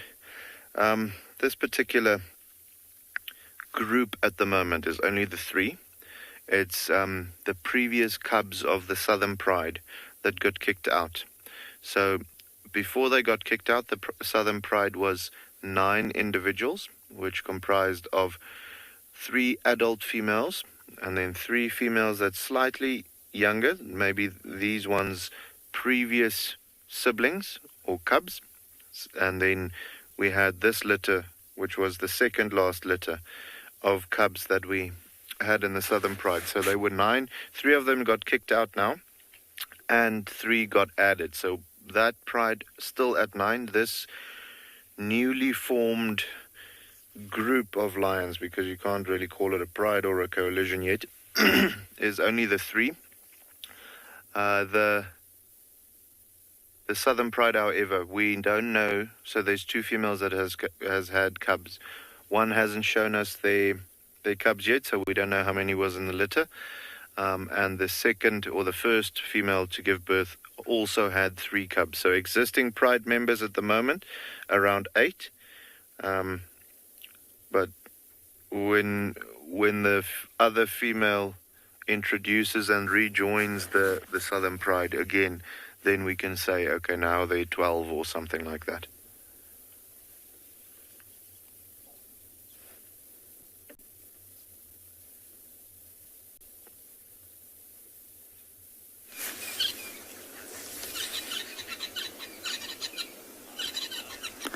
So we have something quite special.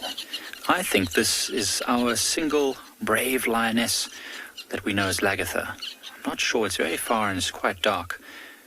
But we just thought we'd come to the dam, just in case she came back. Remember, she chased the elephants earlier, or rather, the elephants moved away from her. And we were about to look at these buffalo weavers, and all of a sudden she just came over the crest of the dam wall and started to come down to drink, which is absolutely spectacular. She is so thirsty. Look at how big her belly is. So you can see there's nothing else at the waterhole right now. That's why she's taken this opportunity before it gets very dark, before other animals like bigger lions or maybe a clan of hyenas start moving around, just to drink and then maybe scurry back to whatever carcass she's got. I think she's got a carcass. We didn't see this lion too long ago, and she did not have a very big belly like this, so I don't think she's pregnant. This is one of the theories we were coming up with, of why she looks just so fat, but no, she's almost certainly been eating something all to herself, which is great to see, because of course she's not part of a pride, or at least not at the moment, and hasn't been for quite some time. So if this is Lagatha, it means she's doing extremely well as a single lioness, hunting, catching prey, feeding and avoiding conflict with larger, more powerful predators. I'm so happy to see her coming down to Indlovu Dam right here by our camp. We've been watching her twice today. She's come down to the water to drink, once in the heat of the day, once right just before our afternoon drive, and now again just at sunset. She's becoming quite a fixture. We do have to be wary, because if she does come into the camp this evening, there's a few duikers walking around which she can almost certainly see, although she is very big, very heavy, so she's probably not going to be doing much hunting right now. But it's been a spectacular afternoon. I think everyone's had such a great time. So I think this is the perfect way to end this evening. Wild dogs, lions, hyenas, all sorts of crazy stuff happening. And now our brave lioness coming down here at Pridelands to drink. Well, hopefully you've all enjoyed this afternoon's live safari, and please join us again tomorrow morning for more action right here live from the bush.